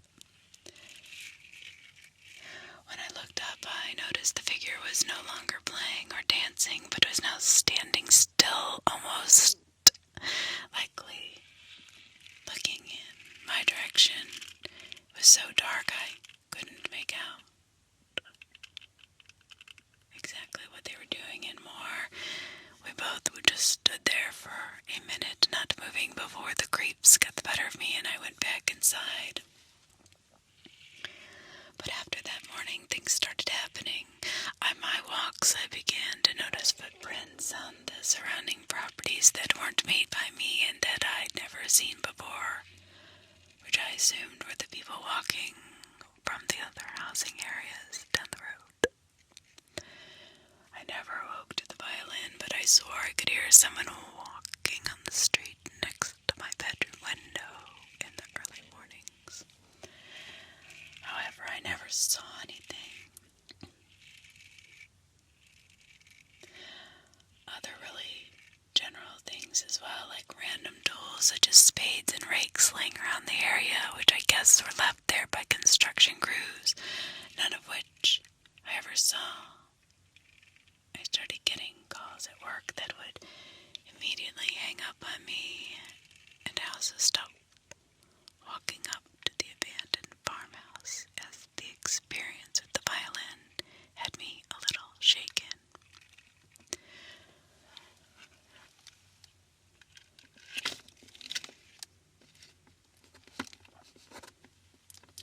One night, as I was headed to bed, I turned off the television in the living room, and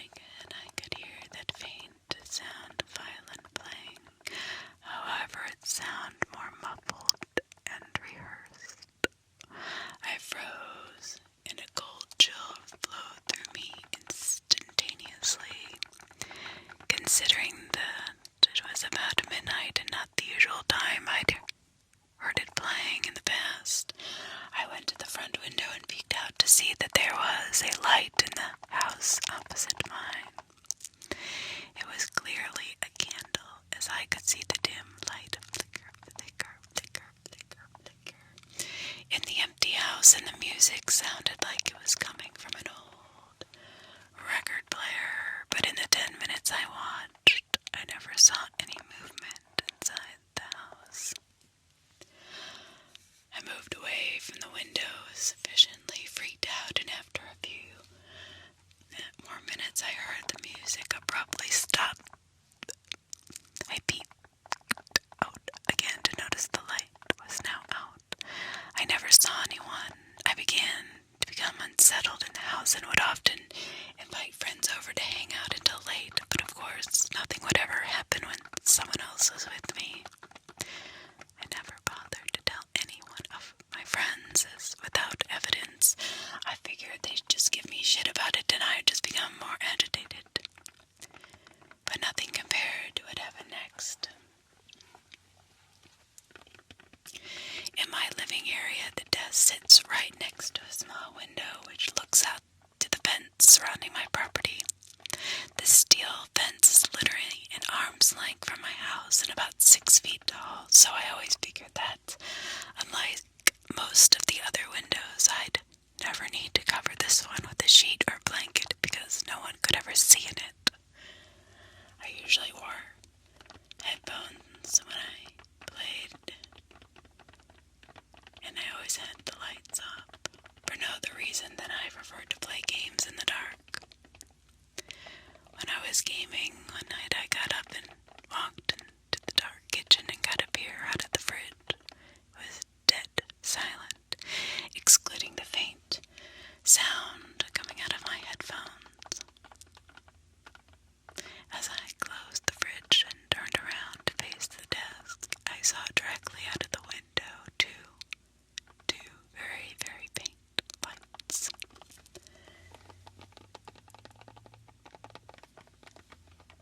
I didn't even catch on immediately and started walking back to the desk, fixated on the small glowing balls, and it wasn't until I had my nose almost pressed against the glass that I realized that 2 lights weren't lights at all.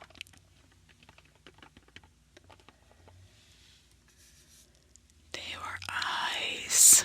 A set of eyes sitting just above the fence line, wide open, staring directly at me. They didn't blink. They didn't move. My entire body locked up. All I could do was simply stare back as my brain was still comprehending that there was an actual person looking at me in the scariest way I could possibly ever imagine. I don't know what happened. Honestly, either my head kicked into gear, my muscles loosened, but my body automatically collapsed and I fell to the floor, scurrying to hide against the wall away from the window and those eyes. I could hear my heart beating through the carpet like a drum as I tried to lay as flat as possible, and my mind was still processing the sheer severity of the situation. A violin started playing. That fucking violin and the haunting tune it was always emanating from it started up, except this time it was directly outside my window and much louder than I'd ever heard it before. The lights were still off, and I wanted to get up to turn off the PC screen so I could see out without being seen, but my whole body just wasn't ready to cooperate. Not only was the sound of the instrument extraordinarily loud, but it sounded like it had been played with frustration, notes being missed frequently and intentionally, and the screeching of the strings. The pace of it was getting faster and faster, and by this time my dog Jeb, out in the backyard, had picked up on the situation and, registering an unfamiliar sound, gave one solitary deep bark. The violin instantly stopped and the house was finally dead silent, excluding my headphones, which I could hear quietly working away. I was still frozen to the carpet, and it wasn't until Jeff gave his second menacing bark that I heard the figure outside my window start to walk away in the direction of my yard.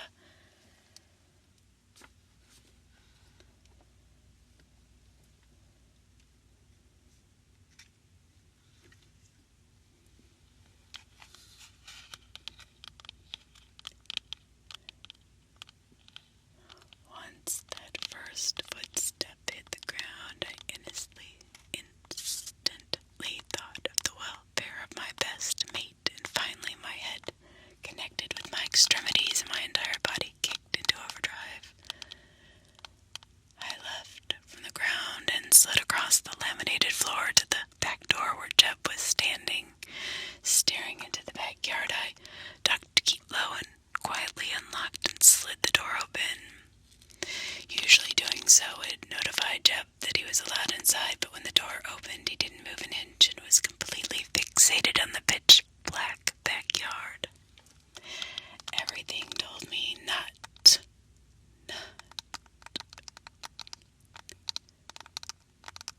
to go outside, but there was no chance I was letting anything happen to my dog, and I moved out onto the alfresco, moved behind Jeff, put my hand under his collar and attempted to move him towards the house.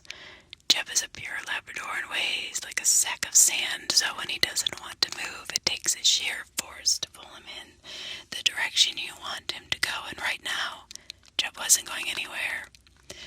I yanked at his scruff, and as I did, he emitted a bark, one like I'd never heard before, a deep, bellowing, "fuck you right off," a sound that elevated my nerves to an all-time high. We both just stood there waiting for some form of reply, and I could not remember how long we both just stood frozen. But eventually I heard footsteps from around the side of the house begin to walk away. But not a simple walk. Nope. It wasn't a simple walk, almost like whoever was doing it was slowly dancing in a circle, the footsteps keeping to a beat as they drifted away from the house into the distance. Once I could not hear anything, Jeb licked his lips, gave me a look, and wandered back inside. I followed, locked the door behind me, and spent the rest of the night reverting to my childlike self, hiding under my bed covers with my dog. I didn't sleep a wink. That was the last time I ever saw or heard the violin player. The following morning, when the sun finally came up, I called into work sick and called the police.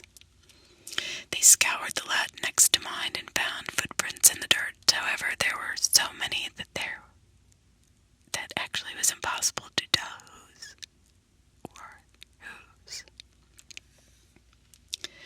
The only description I could give to the officer was his height, and he would have had to have been over 6 foot to stare over that fence at me, but they explained that he could have been standing on something or on his toes. But they also told me that they'd never received a report of anyone playing a violin in the area or anyone being in the fence uphill either. I essentially looked like an insane person, but the officers were very nice about the whole thing and offered to patrol the area for the next few nights, which helped put my mind at ease. Nothing else has happened since then. Over the next year or two, people finally started moving in, and I told them all the story about the figure I saw, some of which still used to keep their children in line, which I find funny. One guy nicknamed the council lot Violin Hill, and the name has stuck around our street since then. I even spent a period of time scoring the depths of the internet for that violin tune I kept hearing, but I could never find it. innocent, but I've since thought that whatever tune was played must have been self-composed, which creeps me out even more. Yes, I'm still in the house, and I still tell people the story. I haven't changed my routine one bit, which has really helped me to block out the fear of the experience. But one thing I do, I game with the blinds closed now. So guy up on top of Violin Hill, let's never meet again. You shouldn't have called. Back in 2007, shortly after my 15th birthday, my mom was out of town for a few days on a business trip. My mom and I lived alone in a small house in a neighborhood that was on the sketchier end of decent, and that fact combined with her paranoia about me being all alone no longer than 4 or 5 hours meant that I had to stay over a friend's house while she was gone. This friend's house was across the street and over one house from my own. The place my mom was going was only about 2 hours away, and I had gotten a bug up my ass about being treated like the young woman that everyone kept calling me. For the week leading up to the trip, I was moaning and groaning about being old enough to take care of myself, and insisting that I could just check in with my friend's parents every now and then. But in truth, my house was pretty creepy at night, and even when my mom was there with me, and I'd found out that day my mom was scheduled to leave, that my friend had somehow gotten her hands on a PlayStation 3. So it didn't take me too long to get over being unfairly babysat.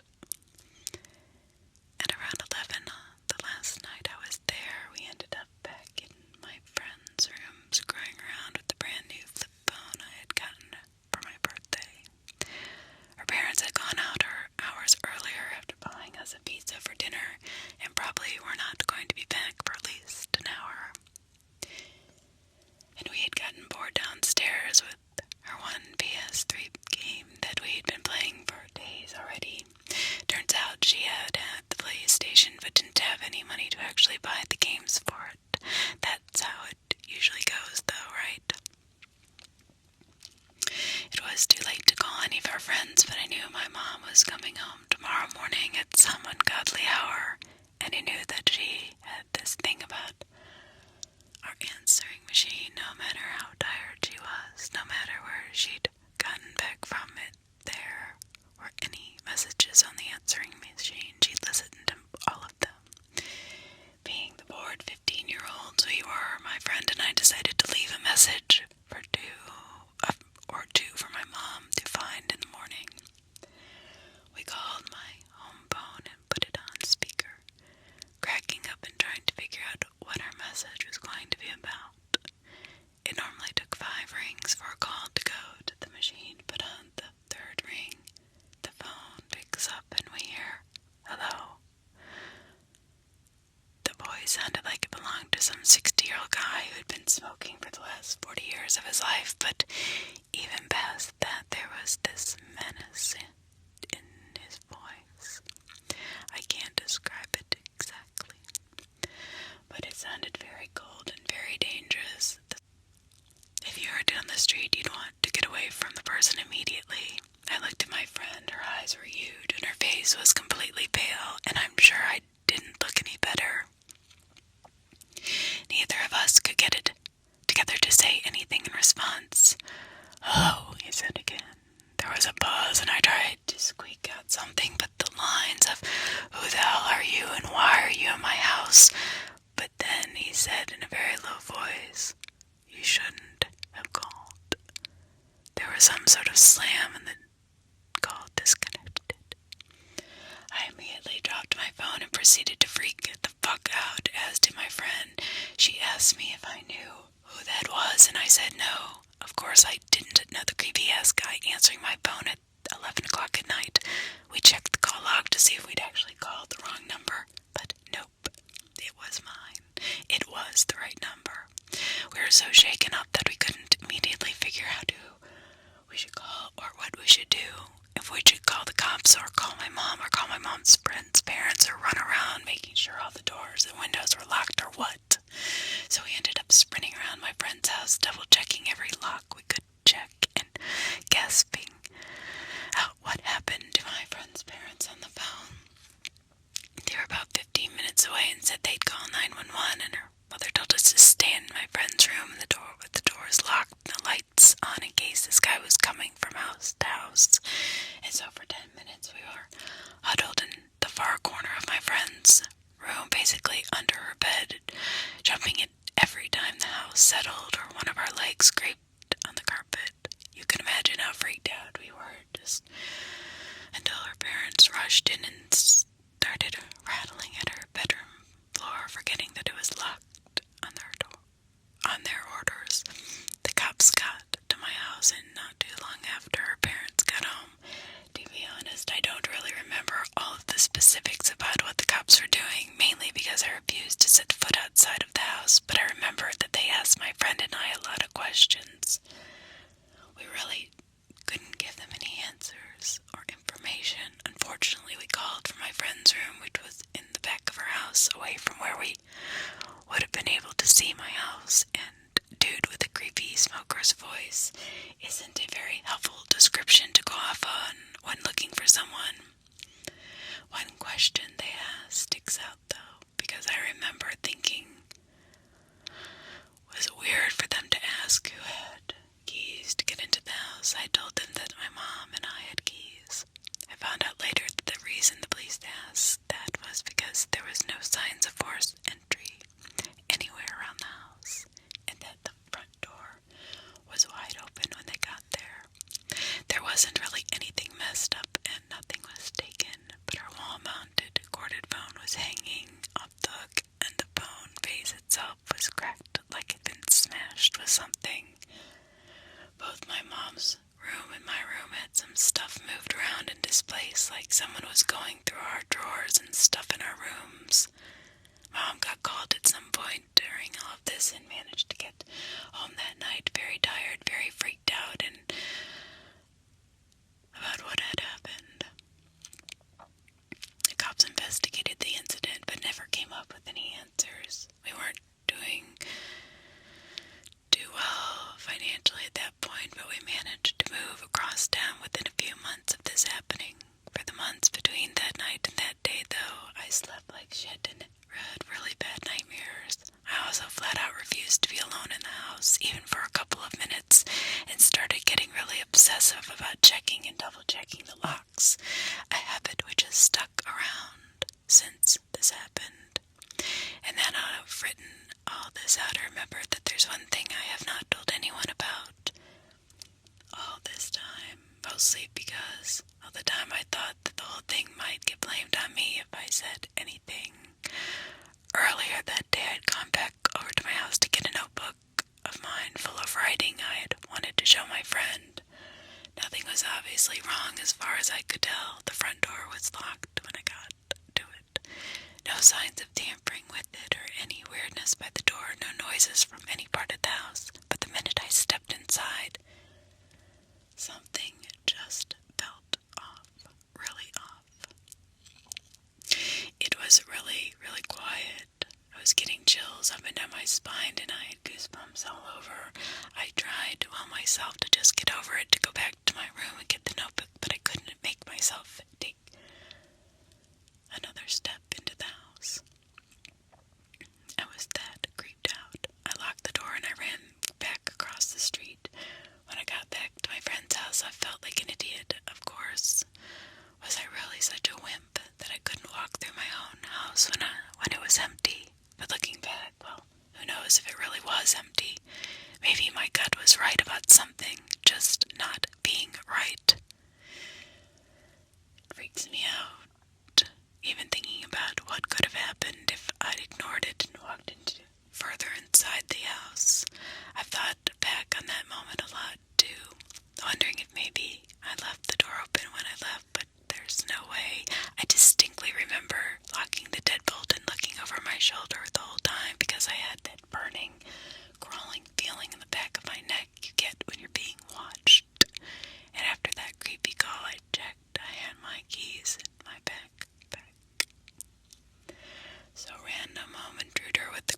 voice and very mysterious, probably very fucked up motive for breaking into my house. Let's not meet. Ever. Bicycle Boy by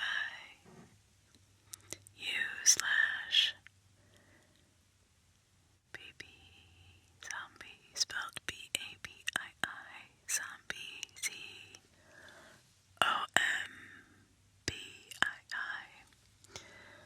Bicycle Boy.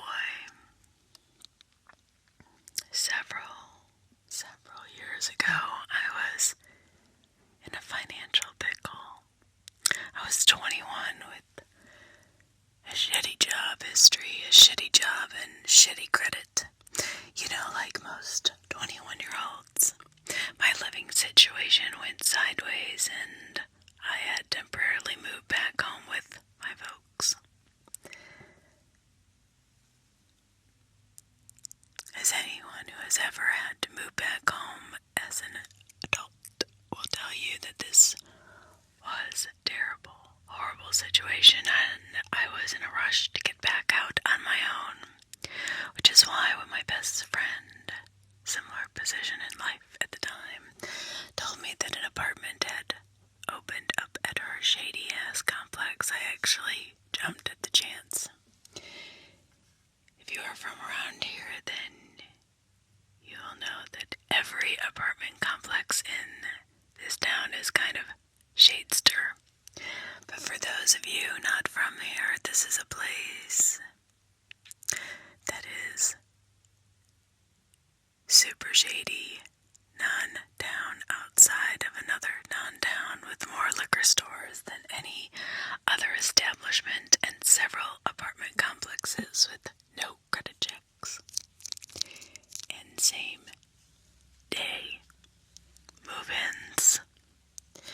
A couple of months went by, and while the cops did occasionally show up in our parking lot and you had to watch your step for more than one broken bottle, it was not the worst place to live. I worked the night shift at a large retailer, shuffling around freight in the back, hating every minute of every shift. So one night when I trudged up and down a ladder like a zombie at work, my cell phone fell out of my back pocket at the top of the ladder. I grabbed at it, obviously missing, and died a little as I saw it smack the ground and go black. No amount of restarting or shaking could fix it. The LCD was completely shot. Fuck, I thought to myself. I decided this was good enough reason to go home mid-shift. Remember that thing I said about shitty job history? Yeah, you can clearly see why. Yeah.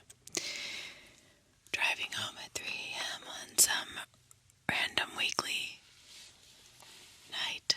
Night shifters know how weird it is keeping track of actual days of the week.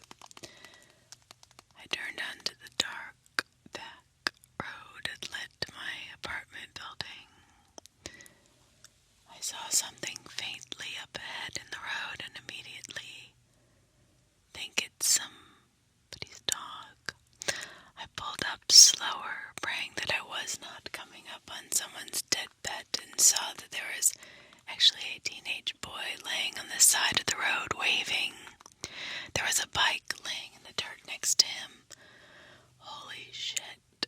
The kid saw me and jumped up, weaving toward the driver's side of my car, back and forth, not very steady. Now, I may have made a lot of poor decisions at this point in my life, but thankfully I had not gone completely brain dead. I suddenly thought of all the warnings to young women about how serial killers and rapists could lure girls and by playing to their kind hearts. I locked the doors but cracked her driver's side window. Are you okay? What happened? Let me get some help. I got hit by a car. They fucking left me. I need help. The kid looked dazed and was scuffed up, but something about him also set my nerves on edge. I'm going to call for help, okay? I grabbed at my cell phone and then remembered the damn thing was basically useless due to its ladder plunge. My cell phone is broke, but I live near. Okay, I will get help. I hoped he didn't think I was lying, but then I didn't care. The kid slammed his hand against my car. Just let me in. I need help now.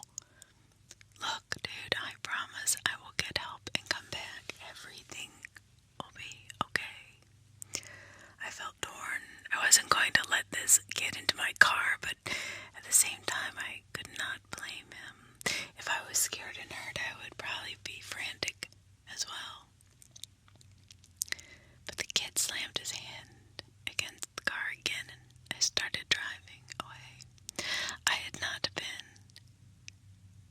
exaggerating.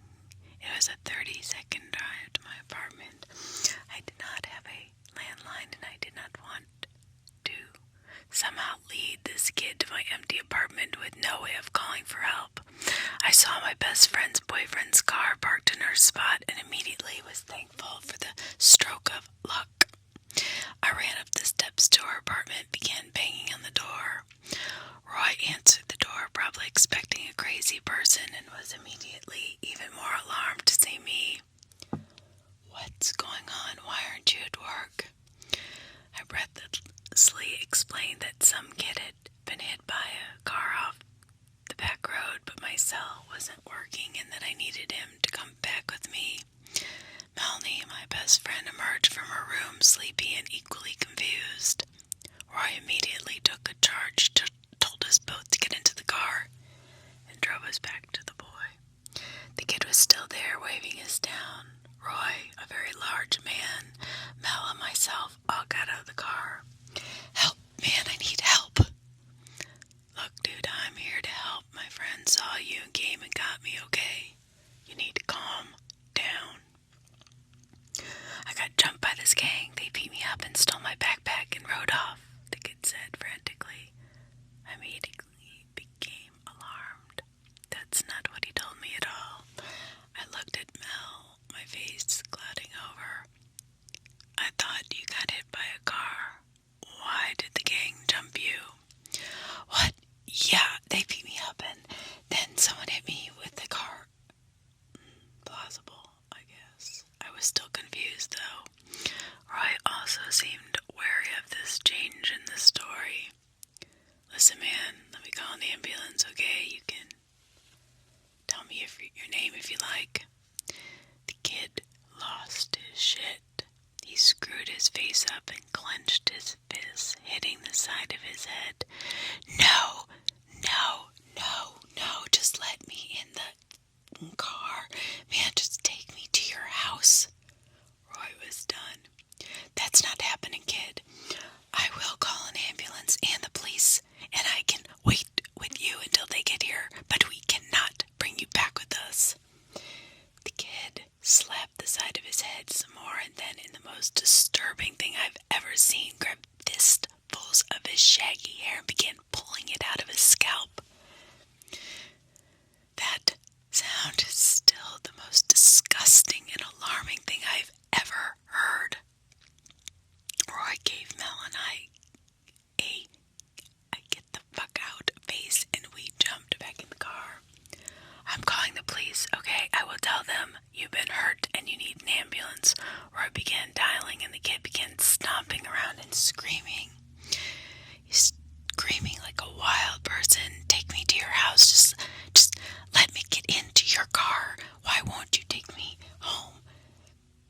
And he started just screaming, fuck you, fuck you, fuck you. The kid stood in the street screaming, this blood trickling down his face from where he had torn up his own scalp.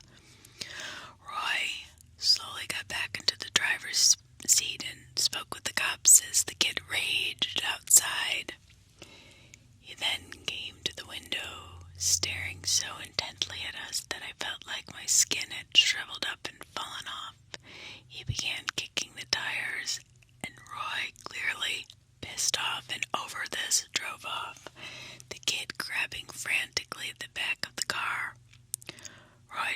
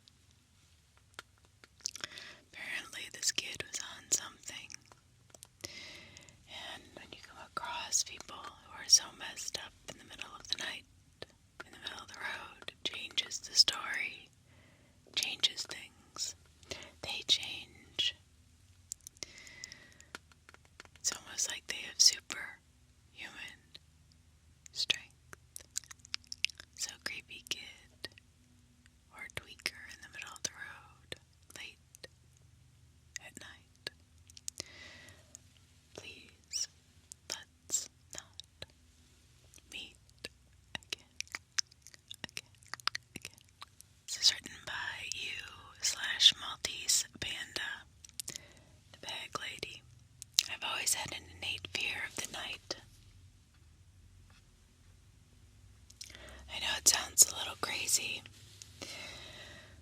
Not so much the dark, but the night itself. As a child, my imagination was overcome with stories of creatures that came alive at night in the safety offered by a house and light. I never had anything really to base this fear on until a night when I decided to go with a buddy of mine to a baseball game and got stuck at a light at 2 a.m. after dropping him off at home. Of course, that night the game went into extra innings, and so I did not get a chance to drop my friend off back home until well after 1 a.m. Everything was just fine on the way home until I hit a light right before the street that led to my house. It was a T-junction, and I was turning left. The light is one of those that you think is broken until it finally turns green when you finally decide to just run it. Of course, I pulled up right as the light turned red. I would have just run the light, seeing as no one was there, and it was closing in on 2 a.m. on a school night. But earlier that week, I had heard the phrase, "Character is what you do when no one is looking," and for whatever reason,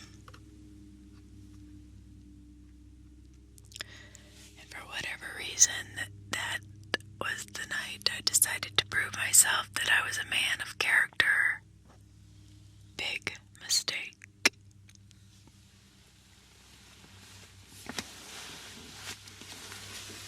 I pulled to a stop at the light, feeling good about myself, bordering on self-righteous, when I happened to look out my window to my left and noticed a lady sitting all alone on a bus bench. We made brief eye contact, and I quickly looked away. It was too late. I could see movement out of my peripheral vision and knew she was coming my way. I looked out the window and noticed she was carrying a bag. I quickly checked that my doors were locked and all my windows were up. I then moved my right foot above the accelerator just in case and braced myself for what was to come. I was hoping it would be just an awkward exchange and was praying for a quick light change before she reached me so I could just get out of there. I knew there was a slim chance of that. She walked right up to my window, put her down her bag, and began to tap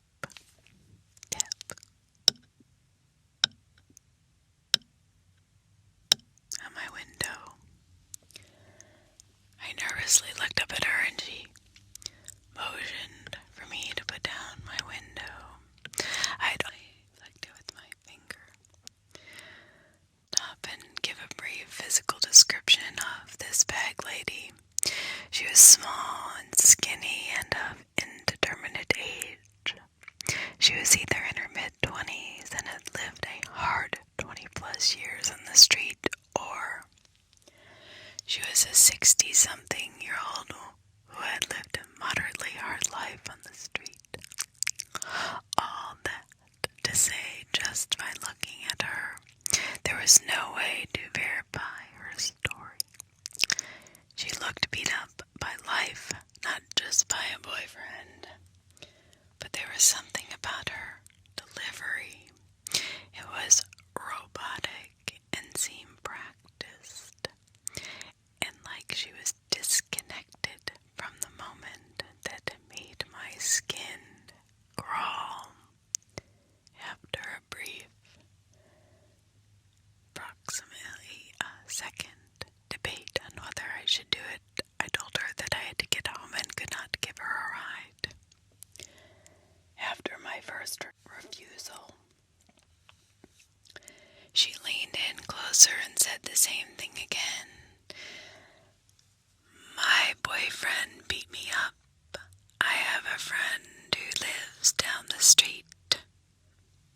Can you give me a ride?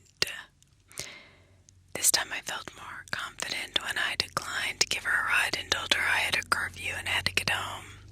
She leaned in a third time and began her statement again. My boyfriend beat me. At this point, the light changed.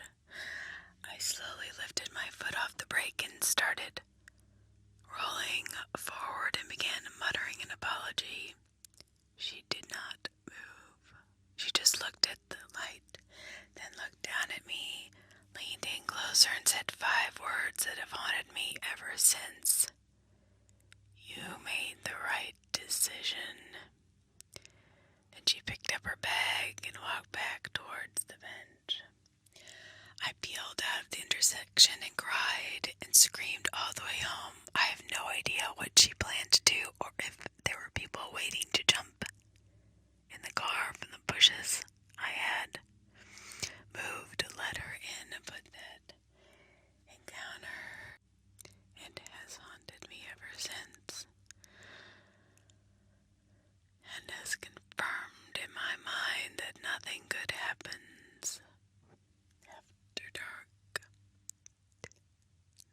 The lady, creepy lady with a robotic "my boyfriend beat me" phrase. Let's never meet again. And I don't hitchhike anymore tonight. By you/sweet mercy. You/sweet mercy. I've always been a pretty brave person. Well, when I was younger. Or maybe I had that sense of invincibility that comes with youth. I'd survived some things as a stalker, pursued my sister and I for over a year and a half, being sexually assaulted, 2 house fires, and growing up in a house that I swear to you was haunted. Not in the Disney way either. I'm talking torture chamber in the basement and strange things going on. Anyway, I suppose looking back that having been through all that made me feel a little like either I was sort of invincible or maybe I just assumed that I had gotten all of the bad stuff out of the way and nothing else could possibly happen.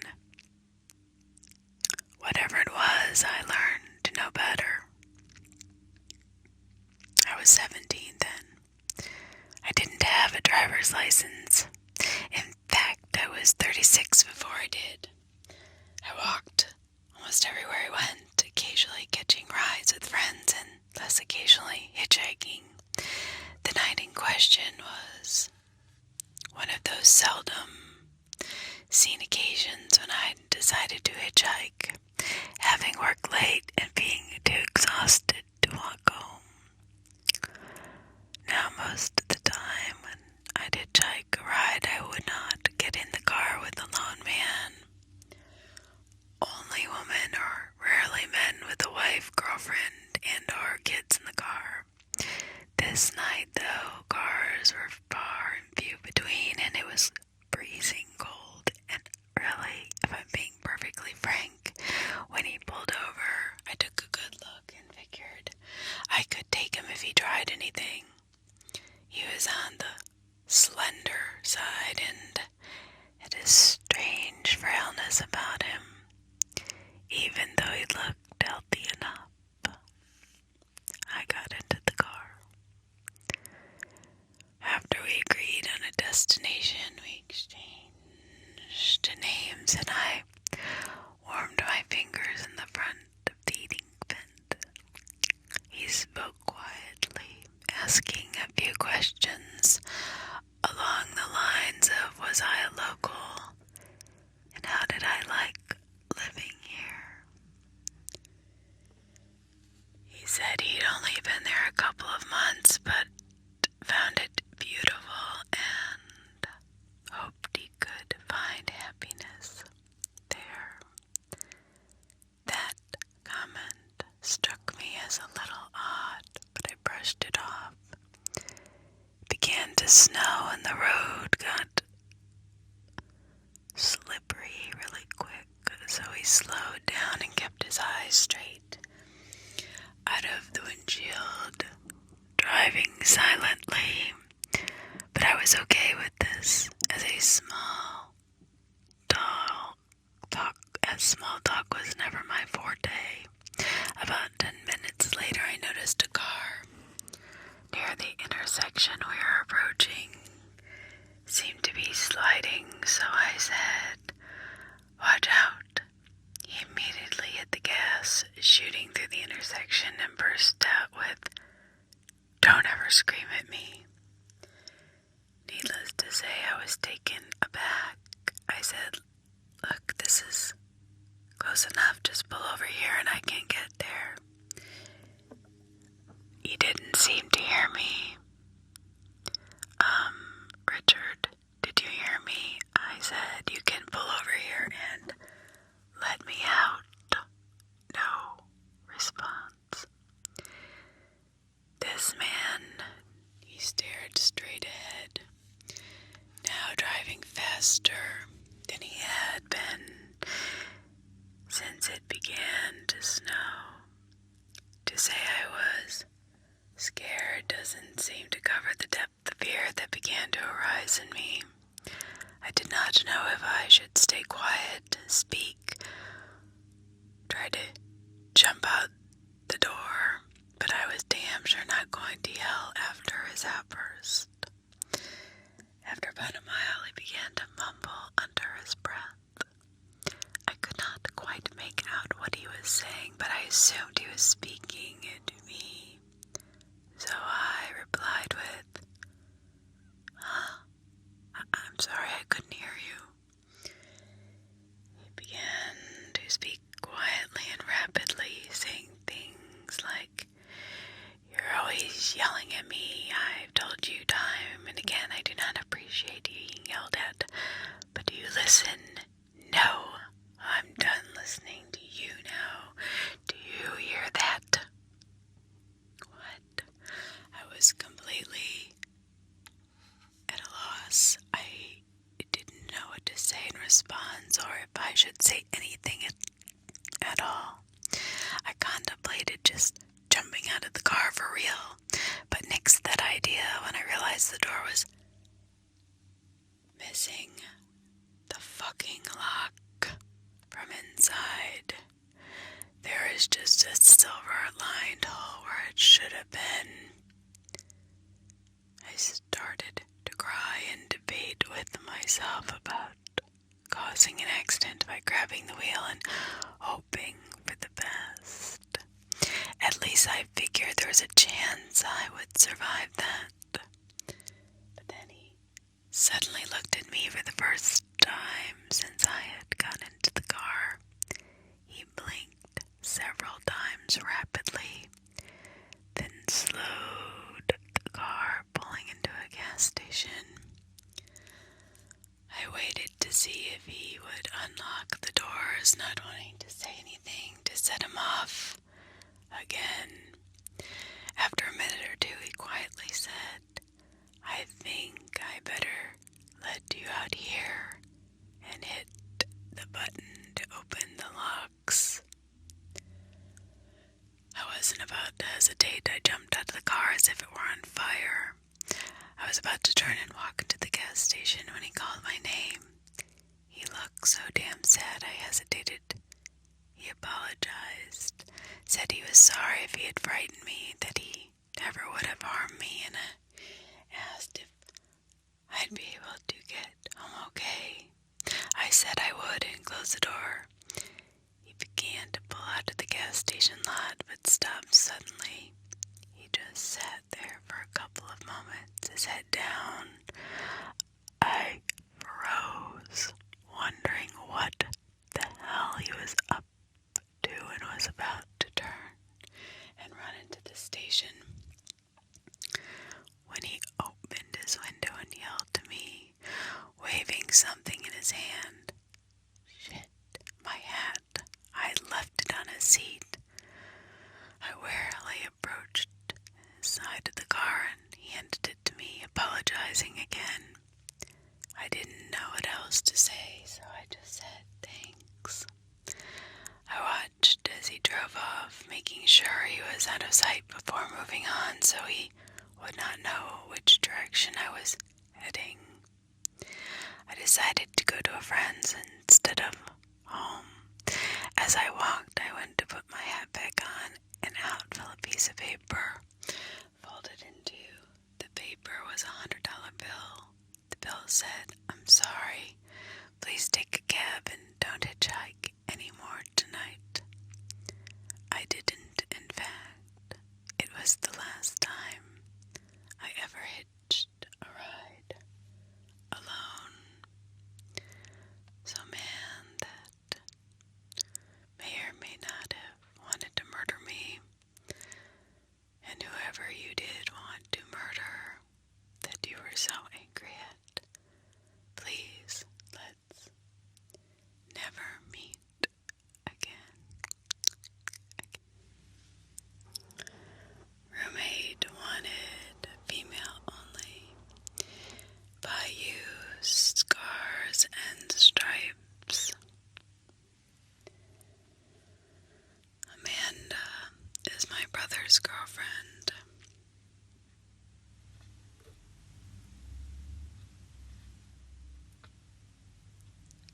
At the time of this story,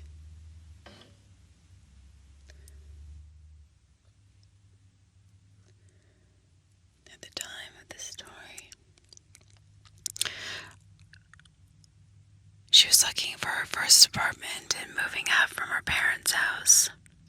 Her and my brother did not want to move in together since they had dated only for a few months. She opted instead to search for a roommate online. Browsing Craigslist, she found an ad titled something like "Roommate wanted, females only." This sort of thing was common since the area she was looking in was mostly young professionals. The listing was for a room in a house for about $225 a month, which was quite cheap compared to most places listed. The occupant itself was a 23-year-old college student that was not comfortable with living with any males, and the other roommate would have their own room with an attached bathroom. So far, Amanda was super into this place. However, the listing only had a single photo from outside the property. Amanda sent an email wanting to meet the occupant and tour the house. Within 30 minutes, she receives an email back with all the details and time to stop by. The girl worked late hours and wanted Amanda to stop by at 8 p.m.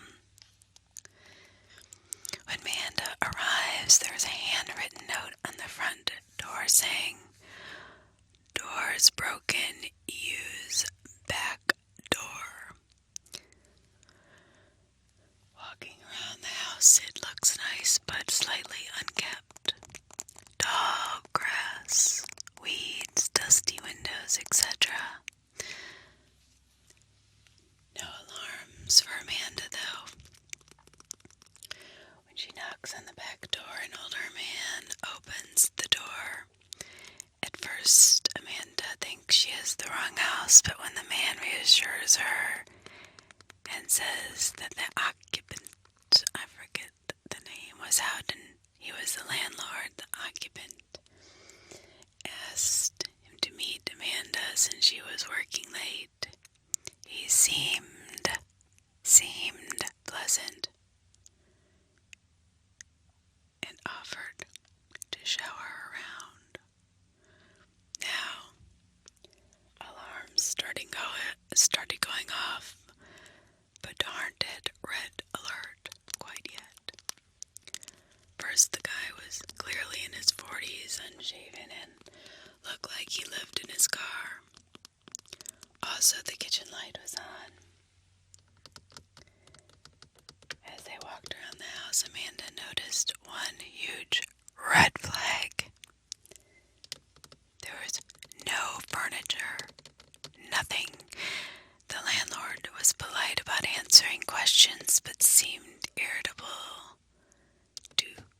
keeping lights on for too long, rushing her around and only letting her look at rooms for a moment. There was a single room that the landlord would not open, telling her that it was the occupant's room and he didn't want to invade her privacy. As they walked down the hallway into the living room, he had put a blank nailed across the front door, which Amanda immediately notices. Broken for sure. Amanda's creepometer is starting to ding really loud, so she decides to wrap up the walkthrough and leave, but trying to be polite. As she's giving the guy her thanks for the showing bid, he perks up and states that he forgot to show her the basement. It's recently furnished and would be a great rec room, and she should take a look down there. At that time, Amanda and the landlord are standing in the small hallway. He opens the door. It opens outward to create something of a barrier between Amanda and the back door. The basement is pitch black. He smiles, motions down the stairs, and says, "Ladies first." What happens next is nothing more than a stroke of luck. Amanda gets a text just as some random person parks in front of the house. Thinking on her feet, she pretends it's a phone call and answers her phone. "Hey, yeah, are you here? I'll come out around back and let you in. It's great, you have to see it." With a motion of confidence, she excuses herself around the landlord and walks out the back door. She says the guy just looked at her like he was really confused. Once outside, she sprinted to her car and sped like hell out of there. When Amanda got home, she told her mother and my brother everything.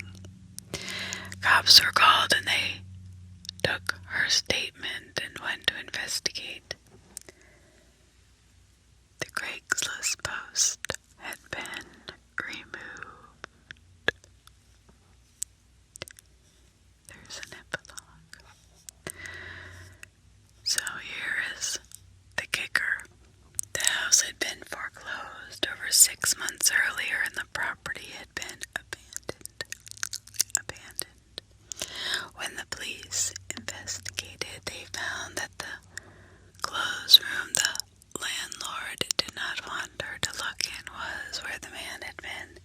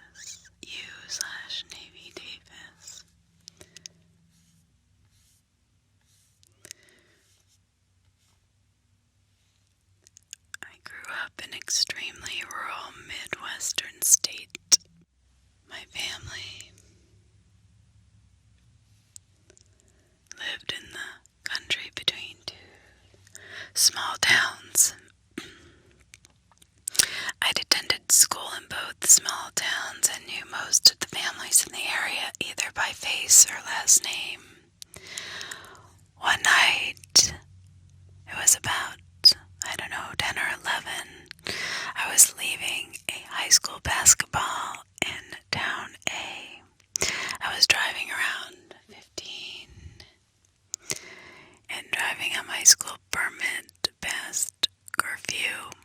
I had borrowed my uncle's car, an early 90s Toyota with a leak in the gas tank that caused me to run out of gas before I made it more than 5 or 6 miles out of town, and I had 7 left to go.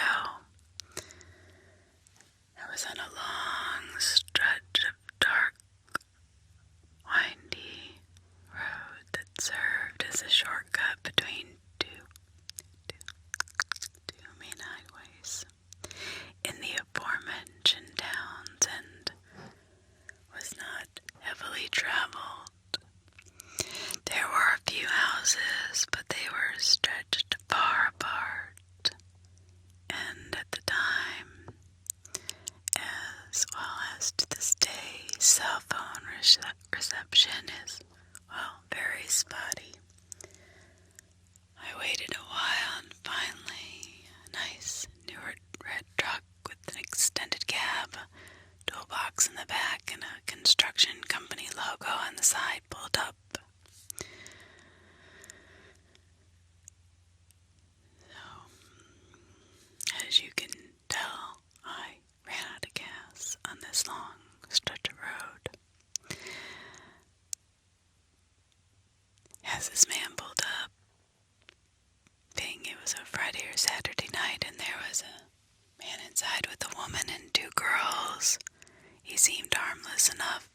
He offered me his phone, and I remember noticing it was a track phone, which my friends and I at the time referred to as crack phones because you can't trace the owners, and they are frequently used by drug addicts. They're also used a lot by people who can't afford a standard phone plan, but the family was driving a really nice vehicle and they seemed super clean cut, so it really struck me as odd. And to no surprise, the phone got no reception. I tried calling my parents a few times and finally gave up. The truck had been headed away from town B towards town A, where I'd just come from, so when they offered me a ride, I thought nothing of it. I had a gas can in the trunk, and all of my friends lived in town A, so I figured they could drop me off at the gas station on the way to their destination, and I could find a ride back with somebody I knew. But when I got into the car, I was caught off guard by the way the woman who I assumed was his wife and the 2 girls who I assumed were their children were dressed. Conservative families, even Amish and Mennonites, aren't uncommon where I'm from, but for the man being otherwise modern, wearing jeans, driving a sort of flashy truck and owning a cell phone, the female's clothing surprised me.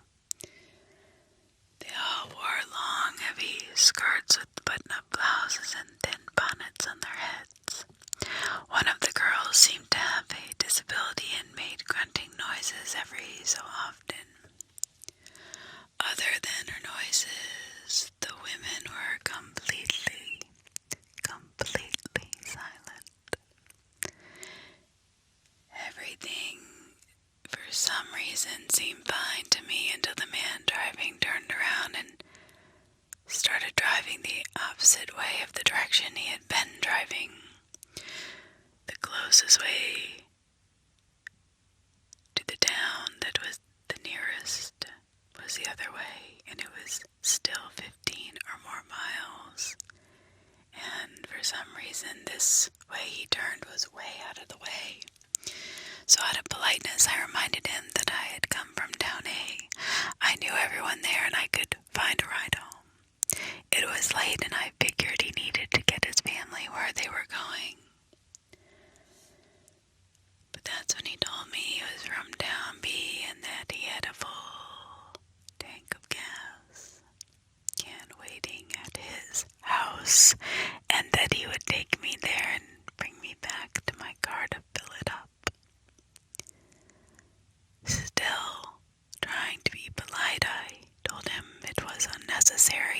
house was on the way to Town B, just a few miles away, and he could drop me off there. But he did not reply.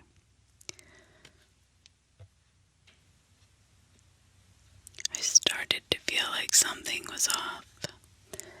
I'm from an area where people go out of the way to help others, but it seemed like way too much. I had insisted numerous times that he did not have to drive nearly 30 miles out of his way to get me gas. He could simply drop me off on his way to his destination, or if he wanted to make sure I made it home fine, he could drop me off at home. In my uneasiness, I started making small talk. I asked him his name. His last name was unfamiliar to me, which was surprising, but not totally unbelievable. Coming from a town of around 3,000 people where I had spent the first decade of my life and where both of my parents still worked, I remember wishing that I had paid attention to the construction company name on the side of the truck, since most companies in my area were named after a family. As we got closer to the turnoff to my house, I started to get more frantic. I realized that these people who didn't even seem overly friendly were insisting that we drive completely out of the way late at night into a rural community to fix a fairly commonplace mishap. I had no idea who they were. I had never seen them before. I had no cell phone reception, and their cell phone was undetectable. Even if it wasn't that they were trying to do, making me disappear would be a pretty easy task. I started kind of shrieking that they just dropped me off at my house, but nobody in the car seemed like they heard me. Finally, in a fit of panic, I screamed at the top of my voice, "This is my turn. Take me home, please. Take me home right now." For the first time, the wife spoke up, yelling at the man angrily and somewhat annoyed, "Just fucking take her home." Outside of the girls grunting, the car fell silent. He swerved angrily onto my road, pulled into my driveway, let me out, and then reversed at the driveway so fast that the tires spit gravel, and I could not even see the license plate or the name of the company through the dust. I ran inside immediately and woke up my parents to tell them what happened. They just yelled at me because I was driving past curfew. I don't know for sure what the intentions were, and maybe they just wanted to help, but I felt uneasy the whole time. Stick with your gut. Not as scary as some stuff in here, but this is pretty dang scary. It is my experience, and to the family, the strange family that picked me up and avoid trying to take me home until I screamed at the top of my lungs, "Please, let's never meet again." I just want to say something here. I think this girl's parents completely downplayed the danger that she was in, and yes, yelled at her for driving past curfew. However, I would have been more concerned about this strange red truck with the very bizarre mix of people in the truck. I'm from a town up north that has plenty of Mennonites and Amish, and I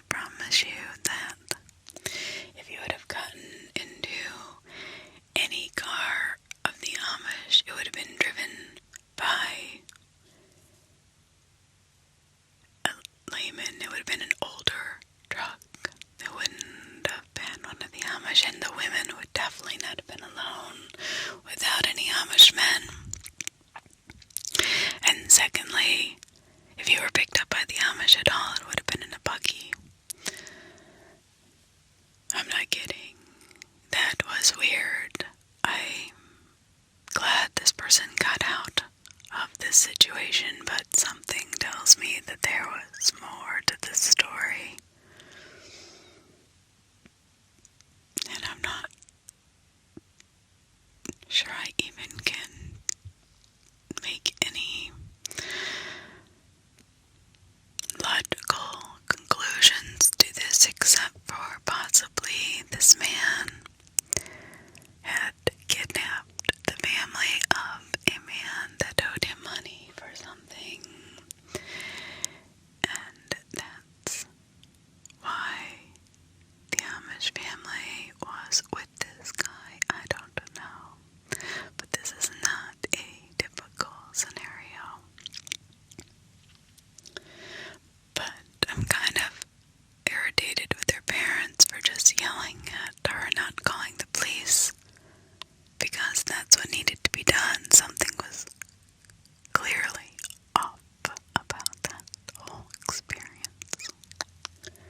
She's lucky she got out alive. By you /dreams_child. One decision. When I was a teenager, I was got the black hair, black clothes, black makeup, yeah, and even had a pair of combat boots. Sounds familiar. My friends and I, in a typical goth fashion, hung out at the local cemetery. We started going as a joke, but soon discovered we liked the peace we found there. But that all changed one fateful night.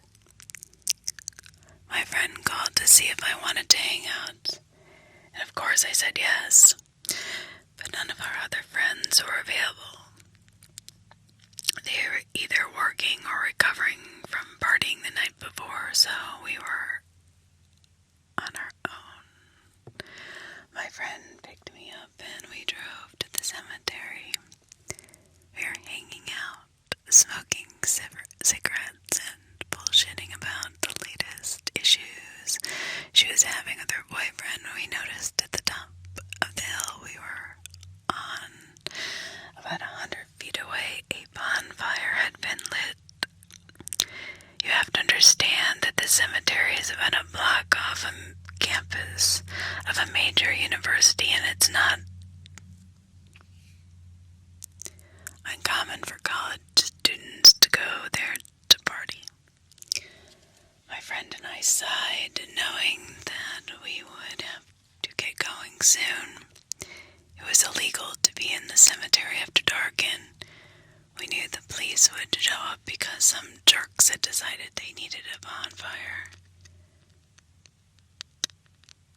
We decided to finish our cigs and take off. Just then, the most horrible stench came wafting down the hill from the direction of the bonfire. My friend gagged and covered her mouth. I groaned and said, "What the hell?" My friend shook her head, saying, "I don't know what they're doing. Let's just leave." We get into the car and one of us suggested, I honestly don't remember who, maybe we should just go up and see what they're doing. A brilliant idea by teenagers, right?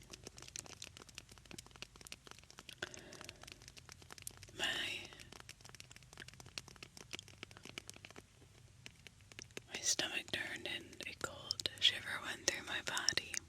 My friend must have had the same feeling because at the same time we both said, "No, we should leave." My friend turned the car on, switched on her headlights, put the car in reverse, and looked over her shoulder before starting to back up. I was still looking up the hill. A figure stepped in front of the bonfire. I could only see a silhouette, but I was sure whoever it was watching us. A feeling of terror hit me, and I said, "Go, go, go, go," getting louder and more panicked with each word.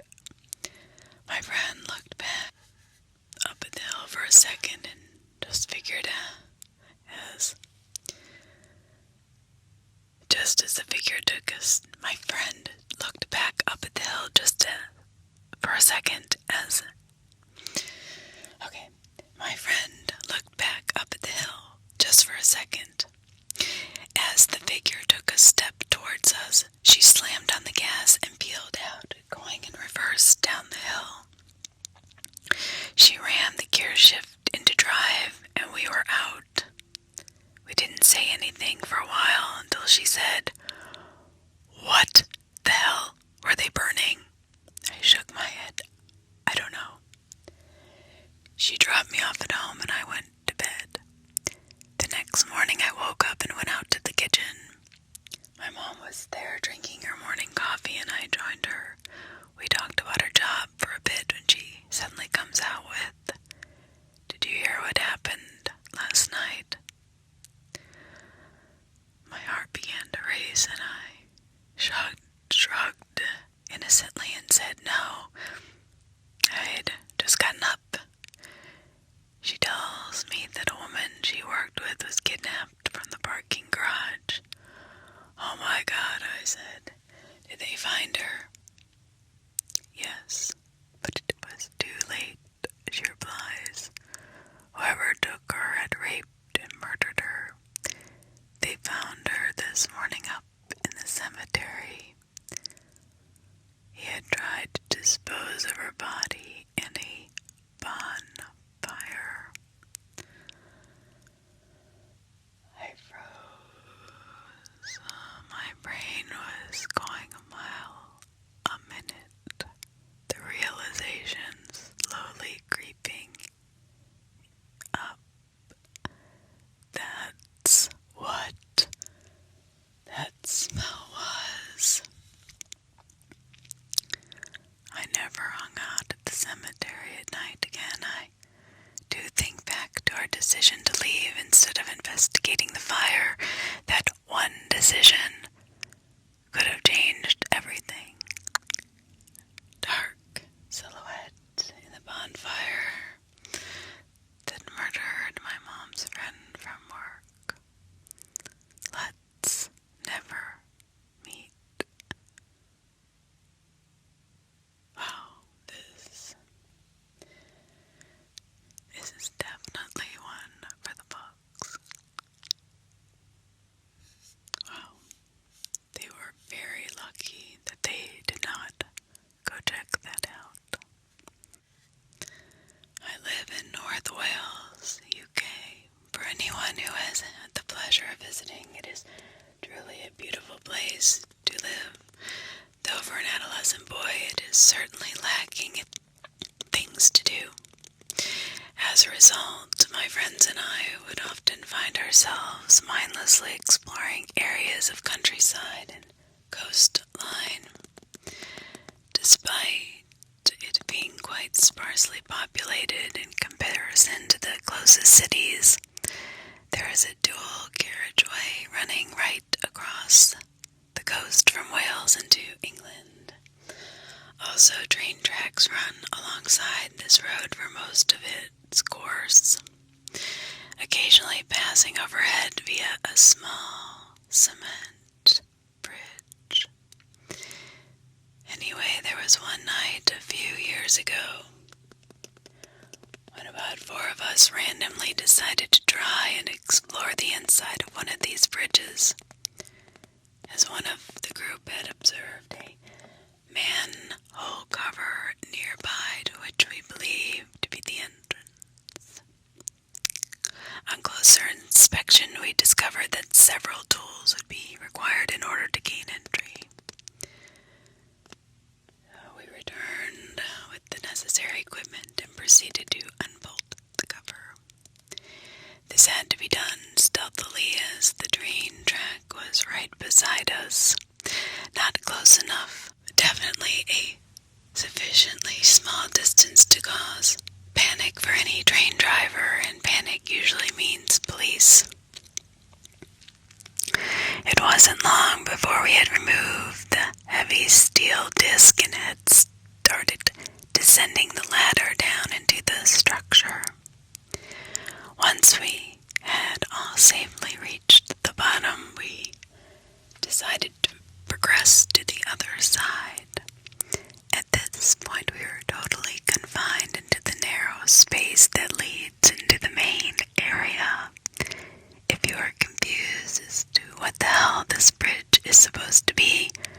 probably should be, because it was rather peculiar. I mean, I would have never known there was even an inside if we had not found the manhole. So as we squeeze and crouch, and at one point scrape along our bellies to the other side of the structure, there is a growing sense of claustrophobia between us. The distance from end to the other is surprisingly long. But the halfway point, you can look down through a narrow gap onto the motorway below. This part was actually pretty cool, which helped keep us calm in a strange way, I guess. Distracting our minds. At this point, apart from the mild discomfort and confinement, we were still just a group of guys on an adventure. But this was about to change dramatically, and not for the better. No more than a few meters beyond halfway, which we could tell due to the symmetry of the passageways through the bridge, one of us claimed they could see some object in the distance at the far end. Slightly hesitantly, we agreed to investigate. Terrible move.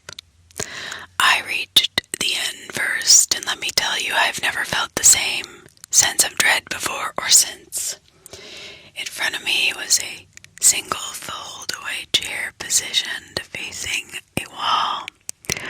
On the other wall was a partially torn page from a newspaper or magazine showing a fully naked lady in a bizarre erotic position.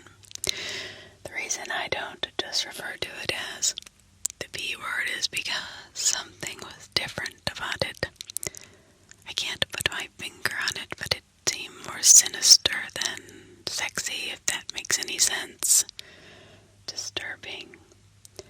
Very disturbing. The eyes of the woman on display had been cut from the page. Removed with precision, not just hastily ripped off. The scene that lay before us had rendered us completely speechless, and an overpowering sense of panic could be felt collectively.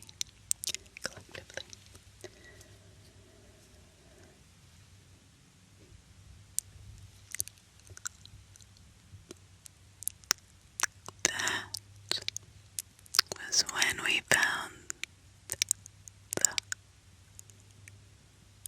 condom, the horrendous, gut-wrenching, blood-drenched condom. Needless to say, we got the hell out of there as fast as humanly possible, scraping, smashing, tearing our knees and shins against the sharp cement edges that lined the path to the ladder by which we had entered.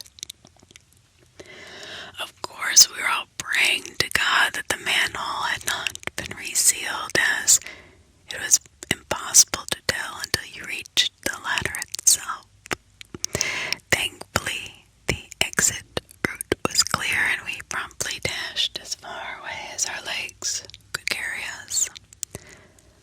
I'm sure this ending comes as a disappointment to some of you reading this, as we luckily never bumped into the twisted individual who sits in that chair. But I must stress to you how radically out of the norm this was given where I live. The reason I mentioned the population earlier was with purpose. There is easily enough people here to escape the realms of crazy country folk, yet nowhere near enough people to have someone clearly lose grip on society without somebody taking notice. For example, there is literally only one homeless man in the entire city who ever was known to be in the area, and everybody knew them and grew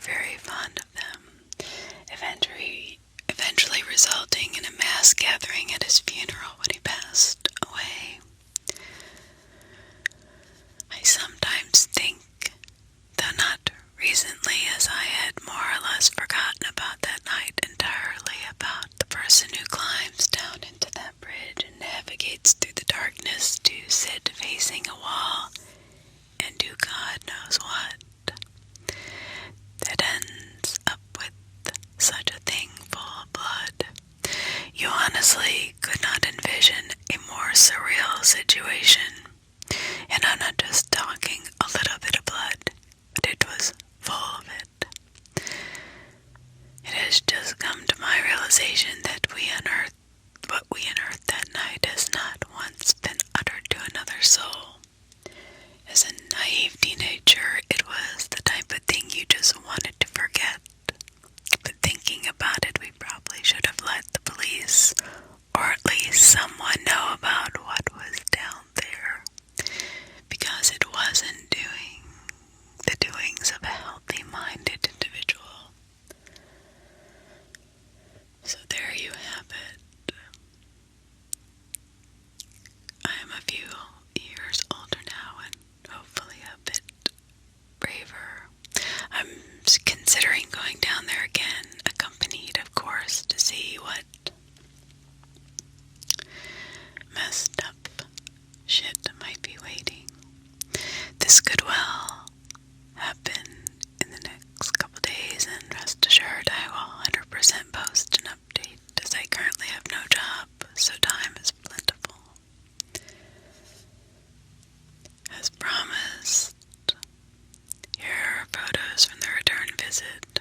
We went early, so there was still plenty of light, and as a result I decided to use a simple filter on most of the outdoor shots, simply to reduce the light and give it the eeriness it deserves. Unfortunately, I had not adequately conveyed my plans to those accompanying me, and they had presumed I just wanted to check out the small area before the entrance to the passageways, as they had been there before. When I expressed my wishes to navigate through the bridge, they instantly got the hell out of there. As you can imagine, I was massively disappointed. I hope to go back soon with a different bunch of guys, but I can't promise when. Perhaps if everyone who would like to see the return visit just leaves a single comment, that'd be great. So he posts the bridge revisited.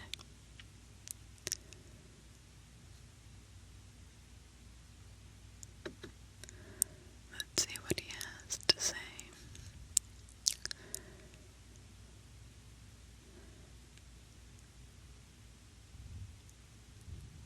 Early yesterday evening, a friend and I decided to embark on the revisit to this awful place, in the hope of finding some remnants of the twisted scene that had been stumbled upon several years ago.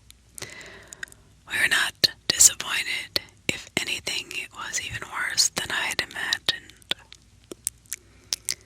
Aside from what you will see in the photos, the general environment within the bridge structure is practically uninhabitable, as it bloody well should be, and stomach-turning to say the least. The amount of dust in the passageways is actually quite unbearable, but that is nothing compared to the constant stench that must be endured. Also, the heat did not help the situation either. You feel vulnerable when you're down there when navigating through the tunnels. Even with two of us carrying appropriate weaponry, the sense of evil was, let's just say, overpowering. The tension amplified tenfold by the fact that we had encountered someone or something. The layout of the structure and the multiple tight squeezes mean a safe, speedy exit is nigh unimpossible. It truly is a hellhole. Number 16 is the burning recliner and dead cow by U/Ornery 4 days.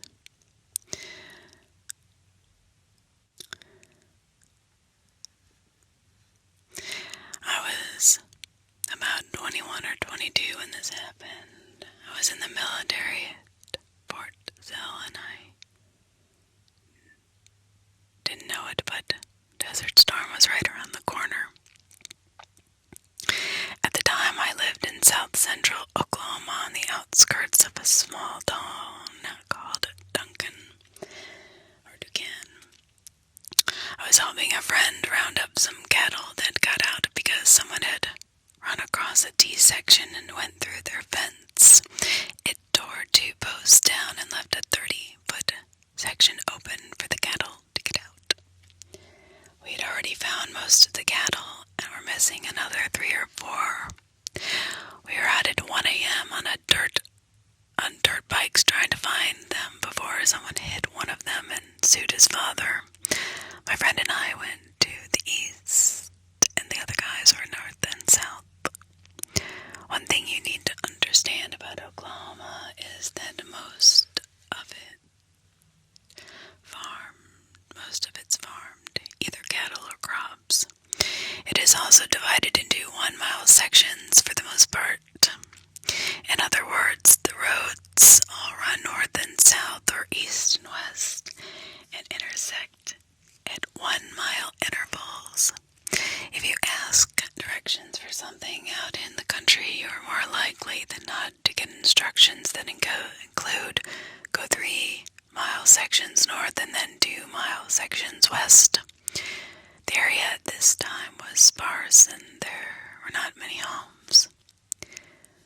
And let me tell you, I've been through Oklahoma many times and it's still sparse. We did not know how long the hole had been in the fence. My friend's father only checked the fence because he was missing livestock. They owned the entire mile section, and a good portion of the adjoining mile section. The hole in the fence was on the east side of their land and the furthest distance from their house.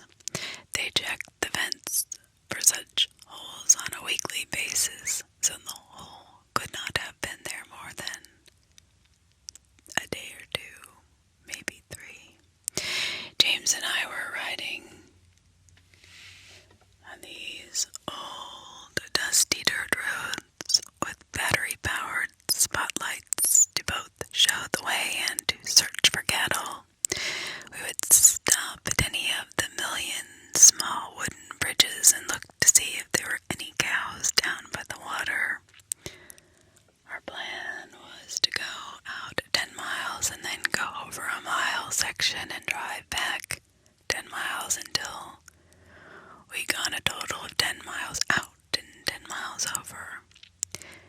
Then we were to do it again, but on the north-south roads instead of the east-west roads.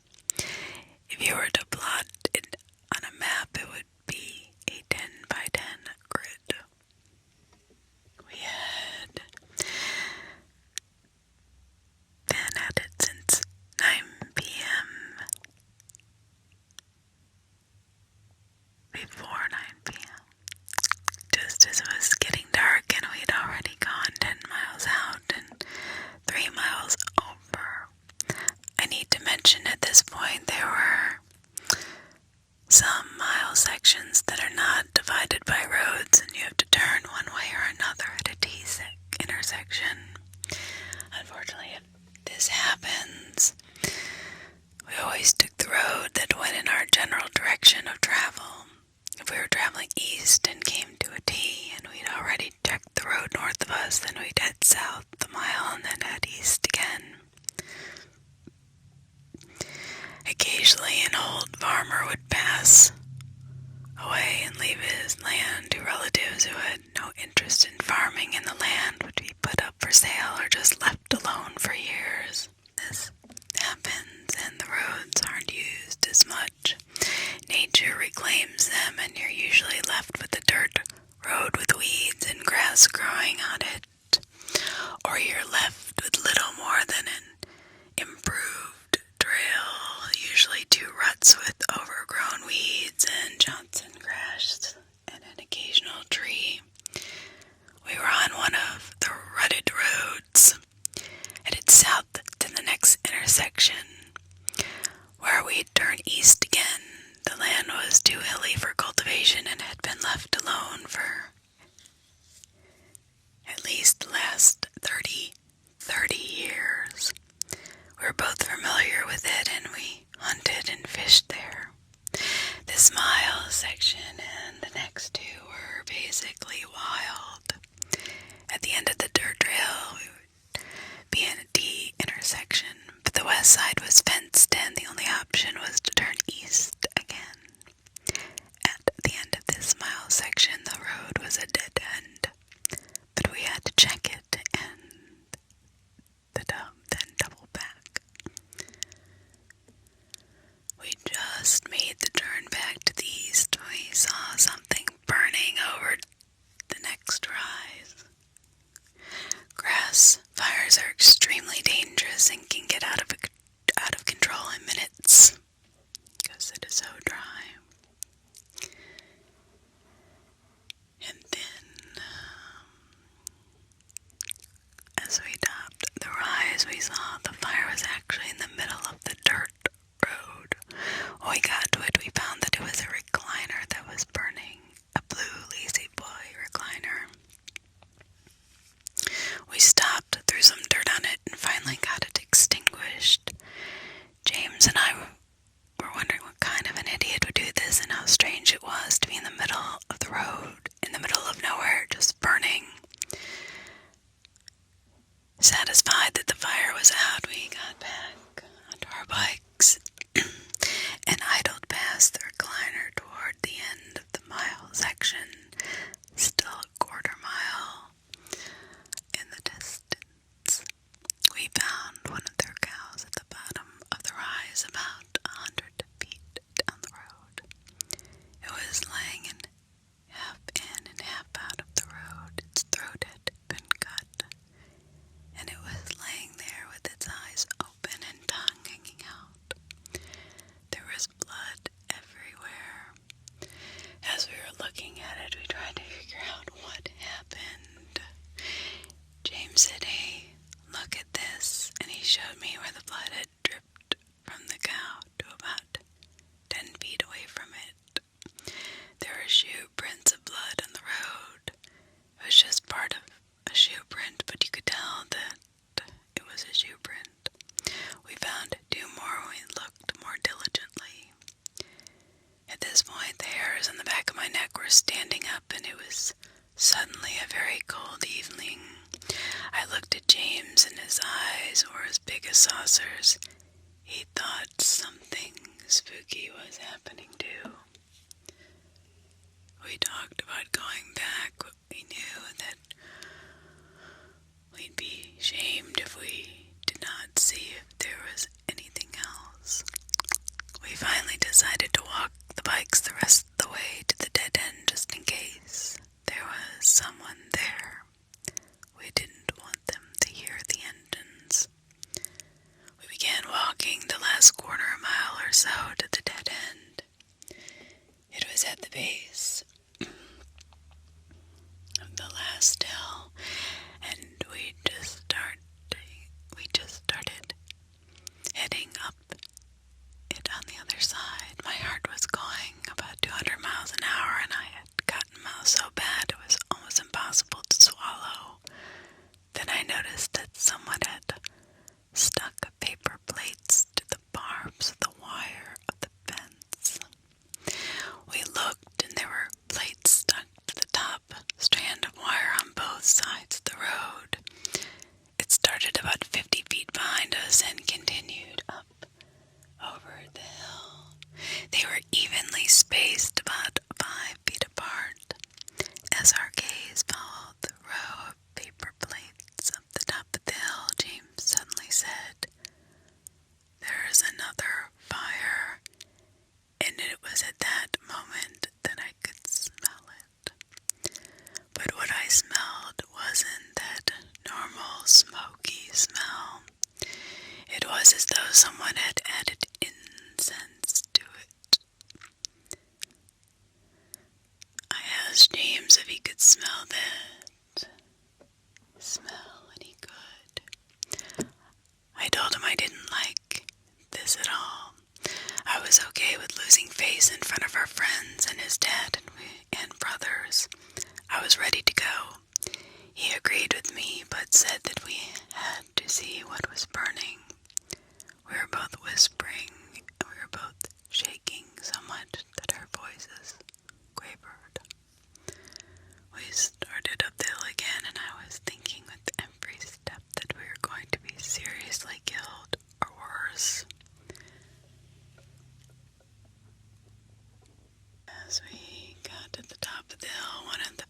blades blew off the fence and skittered behind us, making us both jump as it was all I could do not to scream. After we saw what it was, I started to laugh it off, but James shushed me and told me to listen. We could hear voices. As we topped the hill, we were able to see the bottom where the road stopped. We saw a group of about 10 people standing around another recliner that was burning. They had their backs to us, and they were passing a big picture around. From our vantage point, we could not actually see what was in the picture. The slit throat of the cow haunted my thoughts. Take a mouthful and spit it into the fire. This went on until the pitcher was empty. The entire time they were all saying something in unison.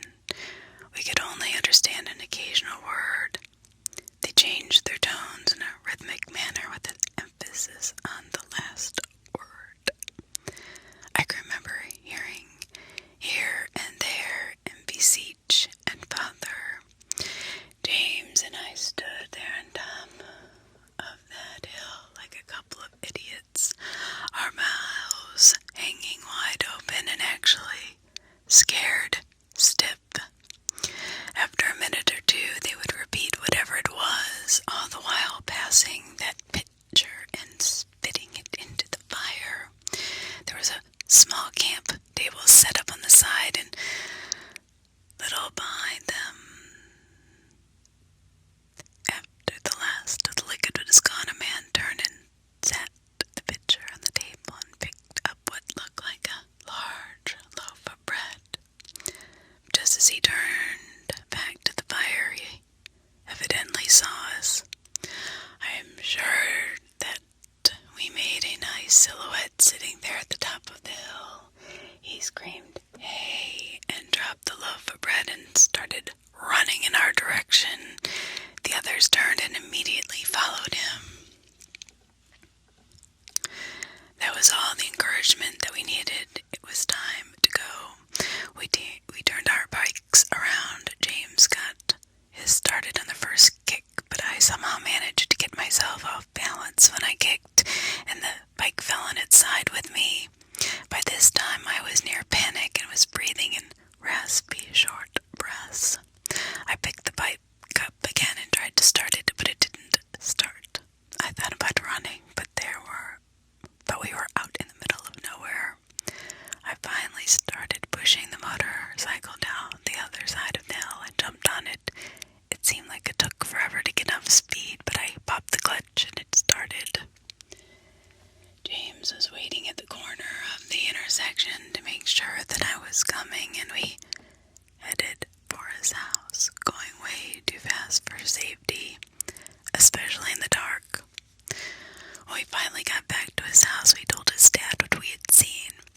His dad called a couple of friends. They all loaded up their trucks with enough weapons to start a small war.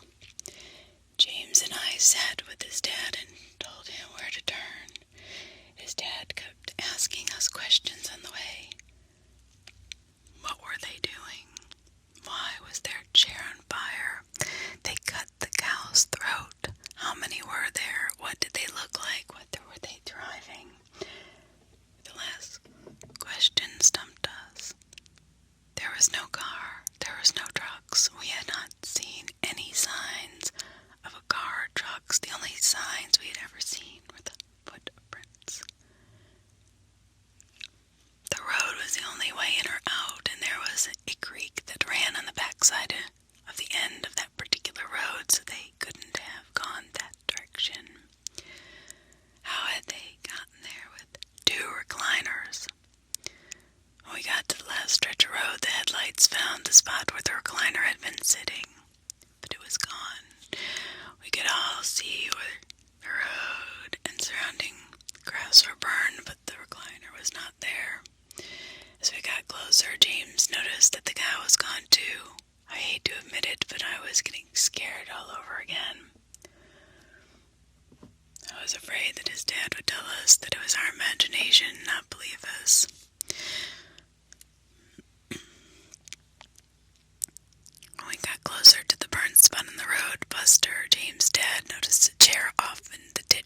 side of the road.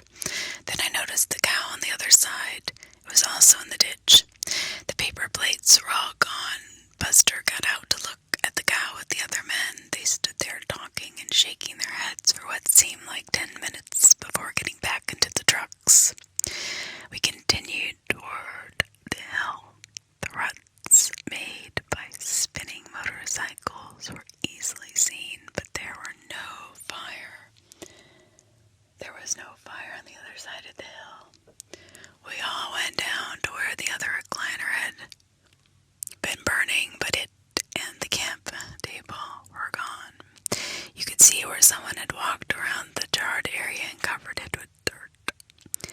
After we left, James saw a paper plate about 50 feet on the other side of the fence.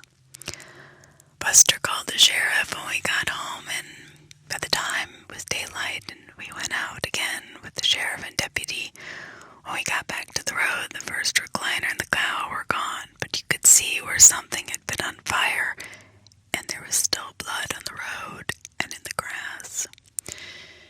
James showed them the shoe prints we had seen. At the bottom of the hill, you could see the charred area where the second recliner had been burning, and the deputy found little scuff marks where the table had been sitting.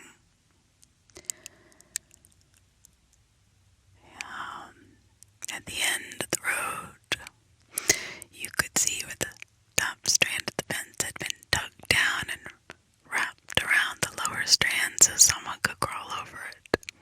You could also see where the grass and weeds had been trampled, providing a fairly easy trail to follow.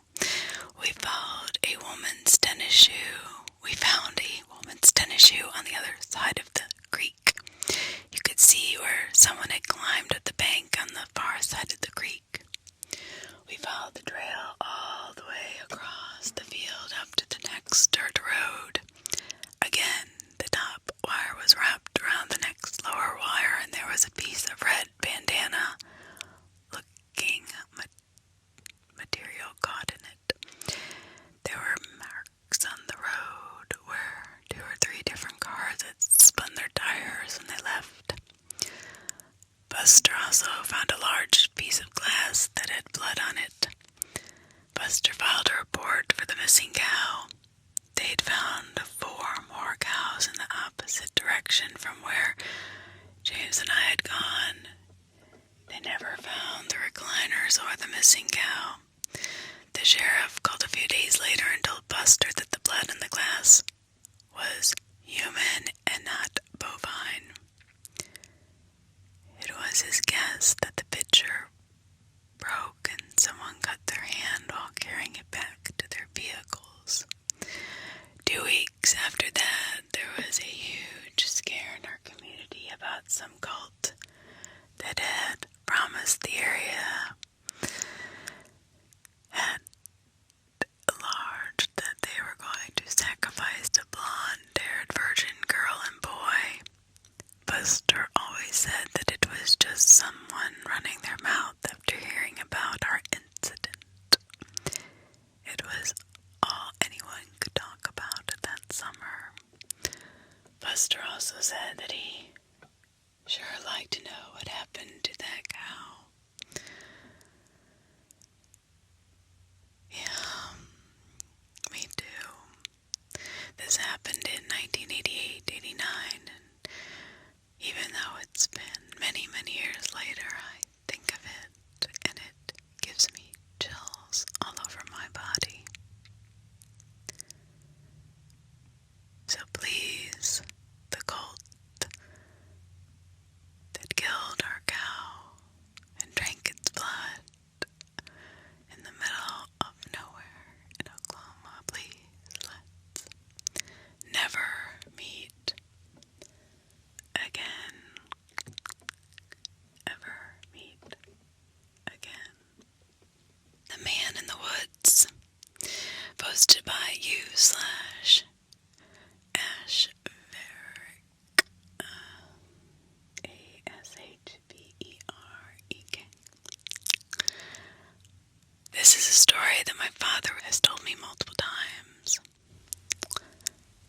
is a logger, specifically one who operates a tree saw, which is basically a giant machine that is capable of cutting down massive trees and cutting them to a specific length, which means he spends a lot of time alone in the deep forests.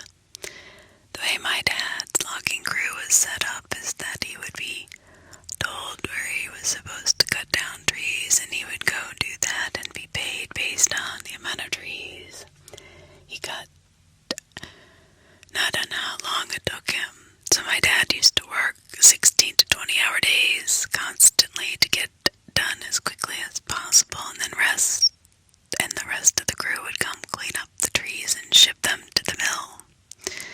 He used to work around 50% of the time alone, and the rest of the time with another tree saw operator named Rennie. They would use radios to communicate back and forth when they were working together. This is relevant, I promise, down the line. Sorry for the backstory, but it is important. My dad and Rennie were put on a new job site, and were about 10 days in, and everything was going as usual. But they were constantly hearing weird chitter-chatter over the radio that was such poor quality, no words could be really made out, and whatever radio channel they changed it to, it followed them. As they progressed the job and went farther up the mountain, the words from the radio slowly became more audible. Both of them agreed, based on the small parts of conversation they could hear, that something was wrong. They also started finding weird containers all over the place and signs that people had been there. People should not have been here. This was a 2.5-hour drive up a mountain. They had to spend 3 weeks clearing out the road so their trucks and equipment could make it up. They came to the realization that they were in a very secluded area with people who should not be there, and the worst part is that they are not scheduled to leave for about another week.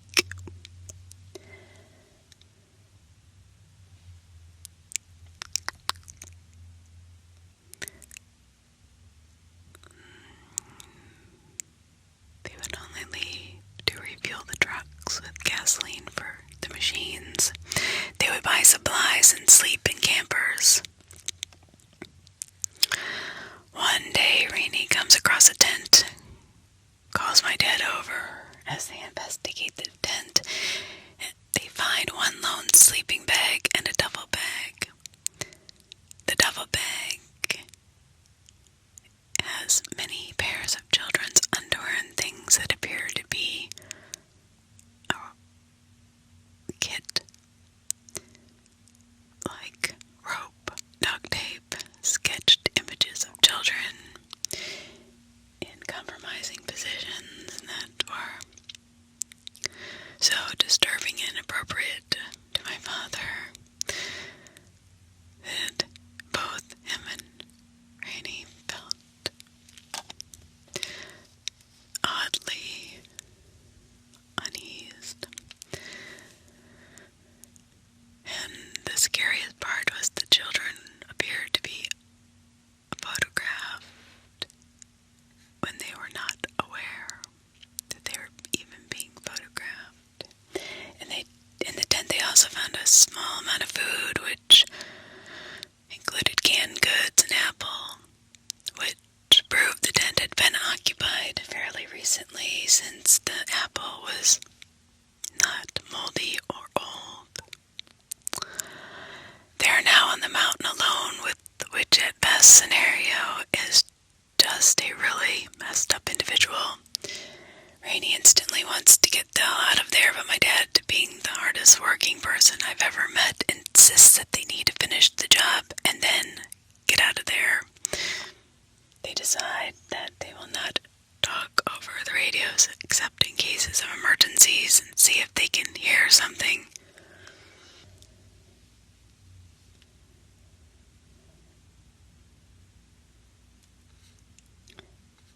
So now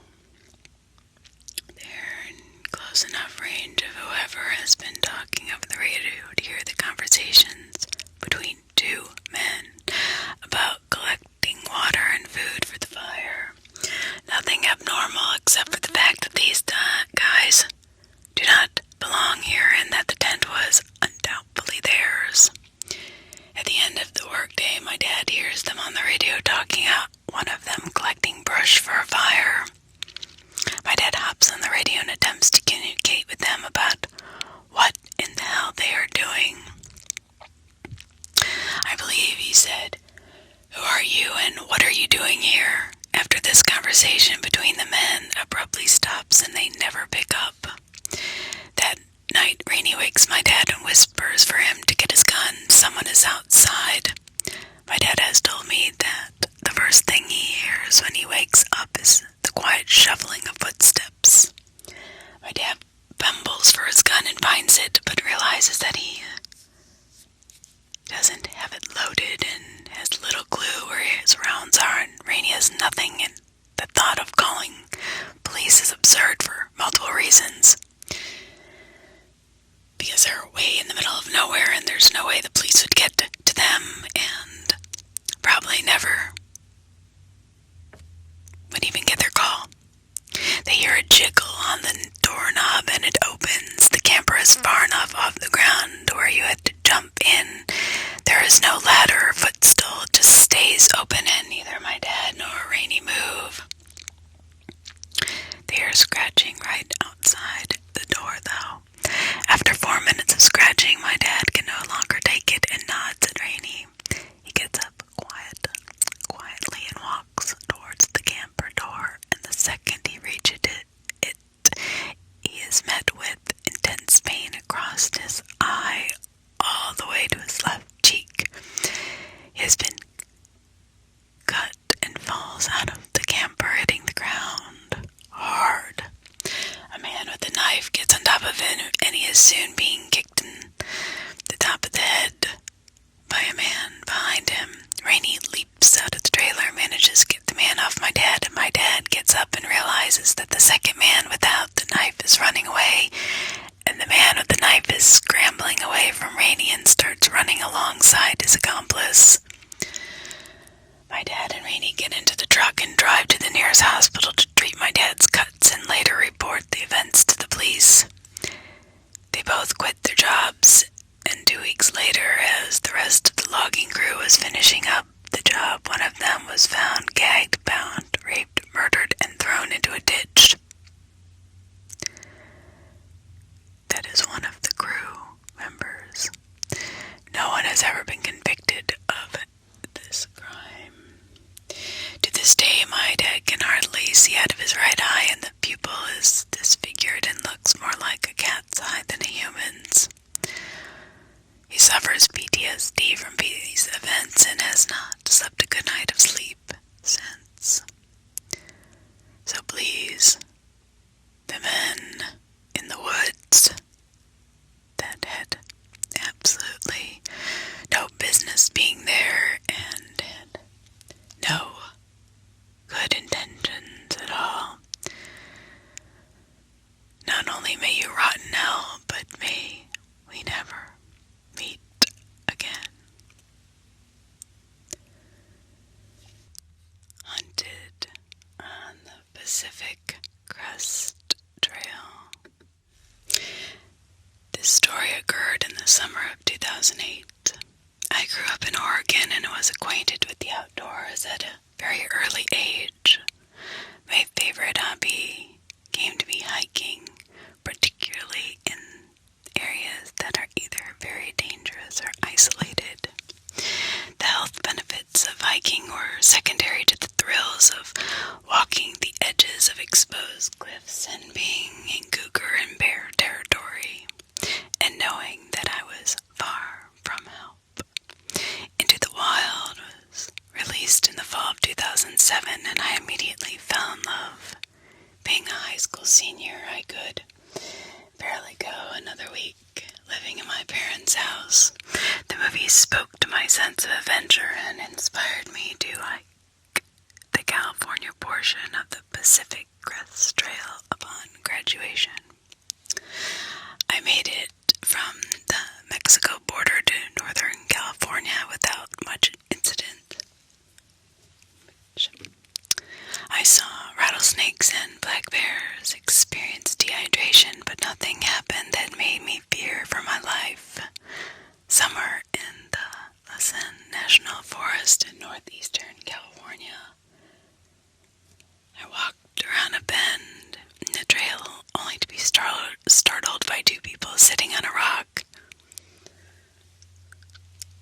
dressed in nearly all white.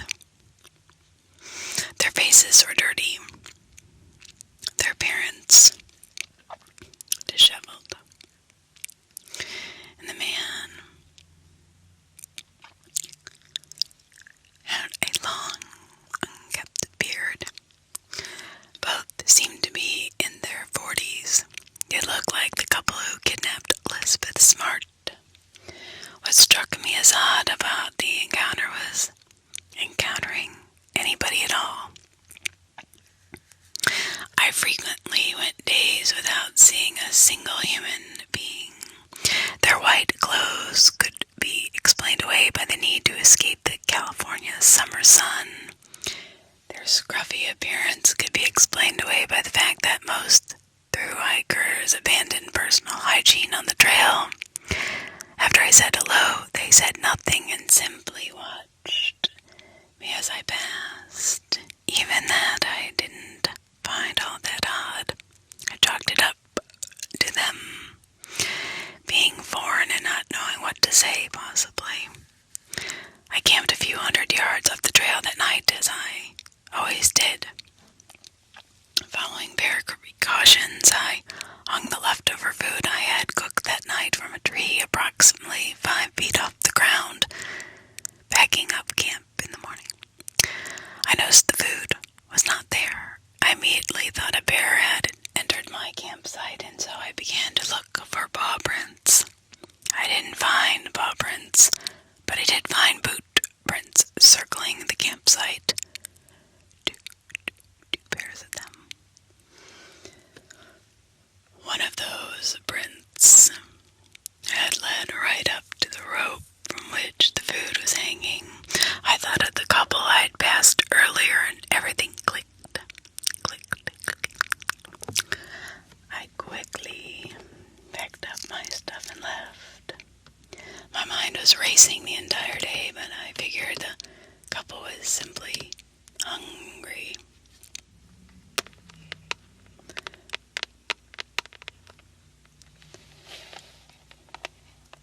If they had any nefarious intentions, they would have come for more than just food. That night, I thought to myself. Several days passed, and my mind was at ease again. I'd begun to circle my campsite with sticks to wake me in the event of an intruder, animal or otherwise. I woke in my tent one night at the sound of those sticks crunching. I grabbed my hunting knife, trying to relax by telling myself that in the middle of nowhere, the source of that noise is much more likely an animal than a person. Then I heard a frantic whispering. It was impossible to tell which direction the voices were coming from, being in the dark, surrounded by trees. 100 miles from the nearest city plays tricks on your senses. I debated yelling out, claiming to have a gun, but instead decided to be dead silent and retain the benefit of the surprise. I heard footsteps circling my tent and was ready to slash at whatever opened it. But just like that, it was over. No more footsteps, no more whispering. I lied there, frozen, awake in my tent until sunrise, and opened my tent to find nobody there. The only evidence something had actually happened were the boot prints, and they were the same as before.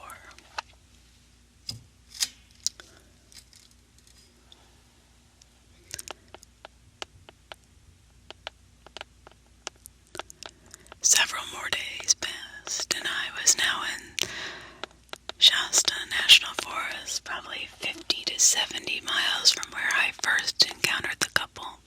The trail became more or less a goat trail. Being on the side of a mountain and above the tree line, I could see the trail winding for miles in front of and behind me. I stopped for water in the rare shade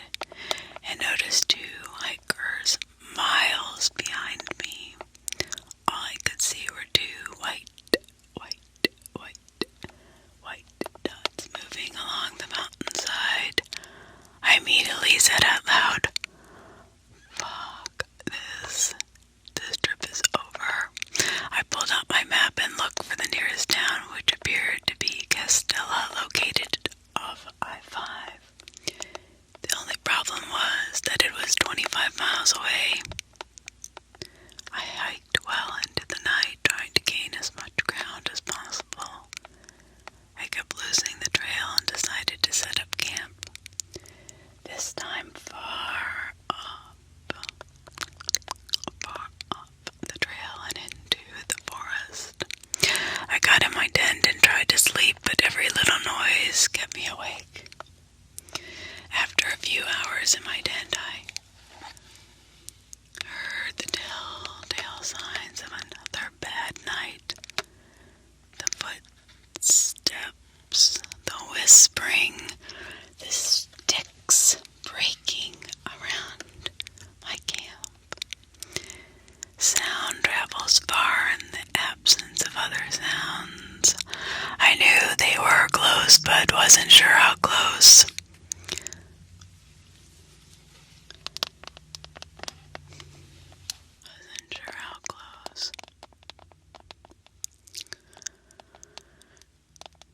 All I could do and all I could think of was, this is so messed up, this is so messed up. God damn it. Finally a flashlight hits my tent, lights up the entire thing, and goes dark. I unzip my tent and climb out carrying my knife, yelling nonsense into the dark. It was sort of like that cliche scene in the movies where people in the wilderness hear sticks breaking around them and the camera pans around the trees because the people have no idea which direction the sound is coming from. When I heard footsteps running towards the tent and barely made out a figure moving in my peripheral vision, I turned and ran deep into the forest.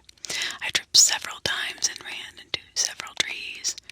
After running for approximately 5 minutes, I tripped, rolled, and came to rest next to a down tree. I got under the tree trunk and laid still. I saw the flashlight moving around in the distance. I laid under the tree for hours. I was certain they were gonna find me, but I didn't move. Finally, they were gone, I thought. Eventually, birds started chirping, and I knew sunrise would come soon. Once it did, I made my way back to the trail, abandoned my campsite, and walked the rest of the distance to Castella, where the Pacific Crest Trail crosses I-5. I hitched my way to the town of Mount Shasta and spoke with the police and forest services. They put me up in a motel for the night, and my parents drove from Oregon to pick me up the next day. I followed up with the police and forest service months later, who told me there had been similar reports of items disappearing from campsites throughout the surrounding national forests. However, there have been no other reports of terrorizing that I experienced. As far as I know, nothing ever came of the couple.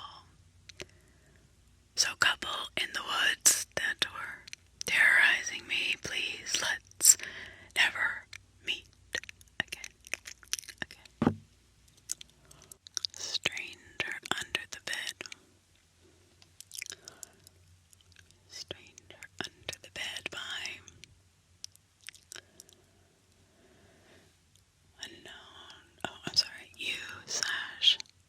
Myra, M-Y-H-R-A. Stranger under the bed. I am 22 and this incident happened a year and a half ago. I just moved into my first apartment and was in the process of moving in. The door that led into my apartment locks itself automatically when closed. So I was going to the entrance of the apartment complex to get my mail while talking on the phone with my boyfriend. I returned to my apartment and sat on the bed while opening the mail. While using the phone, I dropped the phone on the floor and it landed under the bed, so I had to lie on the floor and stretch for it. I saw something that caught my eye. There was someone under my bed.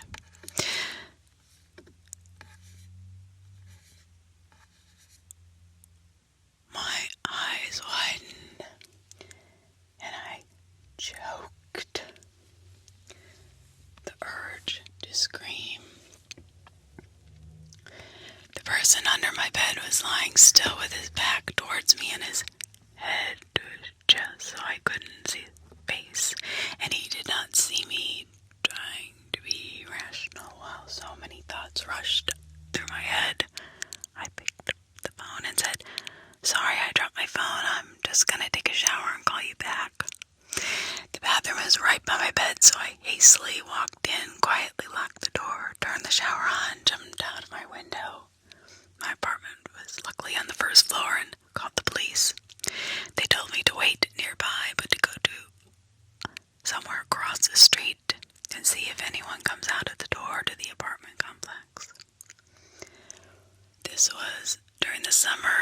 was still light out. I placed myself across the street, hiding behind a car here, while watching my open bathroom window and the entry door. I called my boyfriend. He came to me just before the police. I gave them my keys and they went inside. Only moments later, 2 cops came out holding a thin, tired-looking man. His eyes crazy looking. But he didn't try to get away. No. The policeman that had stood beside me and comforted me while the police searched through my house, because I was a mess, shivering and crying, told me that the man stood outside my bathroom door with one of my kitchen knives waiting for me to come out. This man had somehow crept in my entry door while I was getting my mail and hid under the bed. The man that was trying to hurt me turned out to be a homeless person and was placed in a mental hospital. My boyfriend moved in with me the very next day. This is a terrifying story that has always stuck with me. The police told me that I did a truly amazing job and stayed very rational.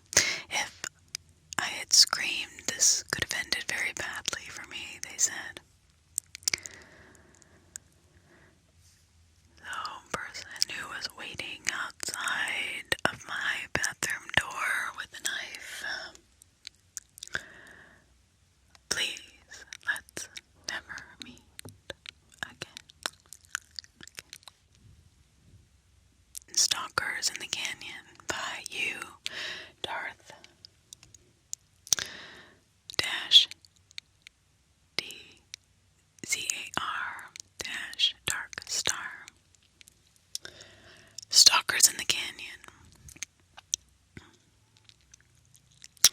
About 4 years ago, I was a junior at a small college in LA County. Bordering my town was a large cavernous region known as Turnbull Canyon. It's a kind of place that has a healthy amount of creepy folklore surrounding it, with an area empathically known as Hell's Gates. Stories of cultic activity, gang killings, and abandoned mental institutions and the like. The kind of shit you hear about any place old enough to have a reputation. In reality, most of the stories were spurred from a tragedy that occurred years prior. A woman's body was found at the base of the canyon, and from then on, the rest is history. Nevertheless, when a photographer friend asked me and another buddy to go out to the canyon in order to take some photos of the LA skyline, I had to oblige. The canyon was about 30 minutes from our campus, and we had been listening to the King of the Limbs the entire drive, which proved to be the perfect ambience to get me feeling pretty anxious about our little excursion. I should also note that I'm a pretty anxious guy in general. So traveling out to a remote area preceded by its reputation for scary occurrences admittedly had me thinking twice about my decision. At the top of the canyon, there's a small residential area. A few ritzy houses surrounded by trees and woods. In order to venture into the canyon itself, you have to follow a main trail with several small arteries that split off in other directions, but ultimately culminate after a couple miles or so at the base of a steep hill adorned with the old water tower overlooking the city. Anyhow, we parked our car at the top of the canyon road, divvied up the camera gear, and made our way out to the trailhead. Around 1 a.m. at this point. After walking the trail for about 5 minutes, Dave, the photographer, decided it was time to set up his first shot while Jeff, our other friend, and I kept watch. Eventually he got the shot he needed, and we continued walking for another 5 minutes or so before Dave decided to set up his next shot. At this point, the trailhead had disappeared behind us completely, and we were a little less than a quarter of the way to the water tower. While setting up the tripod, we noticed the faint glow of the headlights up in the distance. This is strange because the trail isn't meant for cars, nor is it big enough for them to pass through. If I recall, it's about 5 feet wide with shrubbery on both sides. This was clearly a bit of a red flag for us, as we were the only people out there. So we immediately packed up our things and ducked off into the brush, waiting for the car to pass on. Eventually, an old pickup truck idled to a stop about 50 yards from where we were hiding. The truck itself was old and rickety, sitting on a lifted chassis, the bed of which was missing entirely. Growing up in the country, I knew it as the type of truck typically owned by backwoods folks who lived in the boonies, and they preferred to be left to their own devices.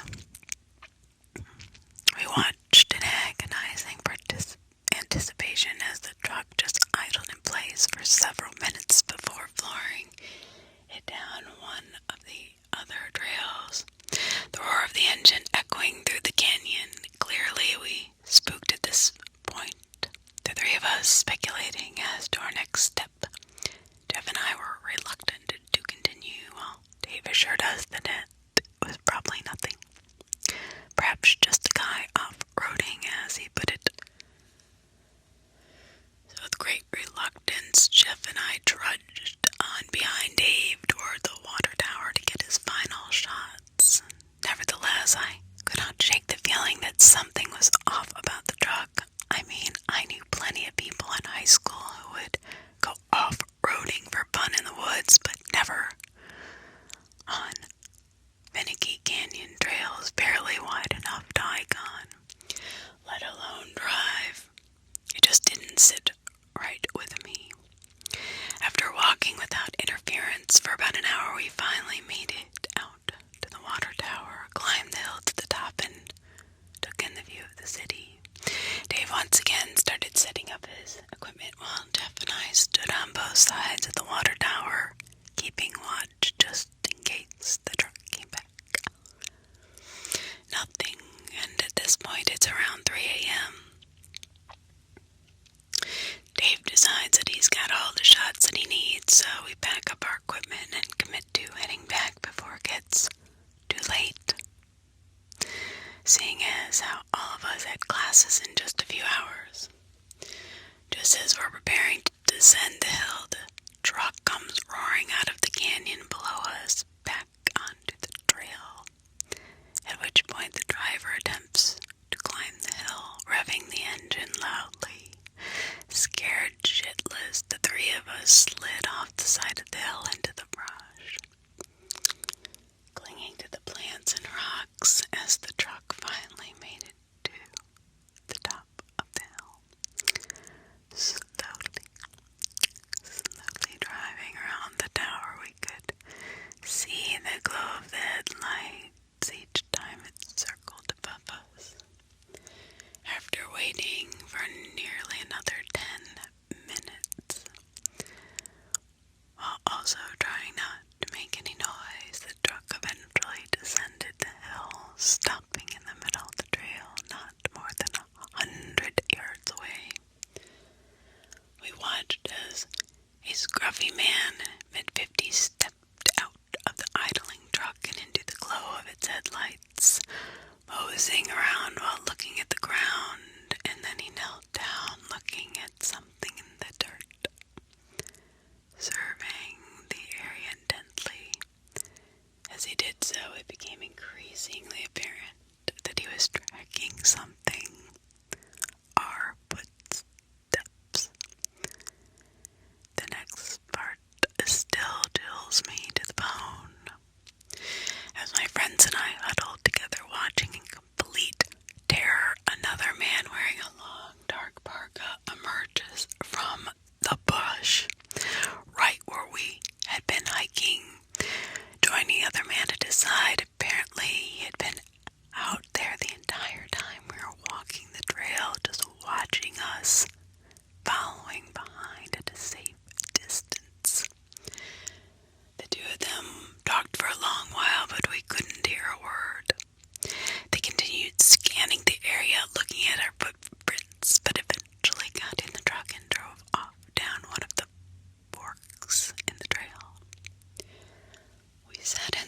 silence for a long time, nearly 2 hours, just to ensure the coast was clear, at which point we made like hell back to the car, down the canyon, and back to our campus.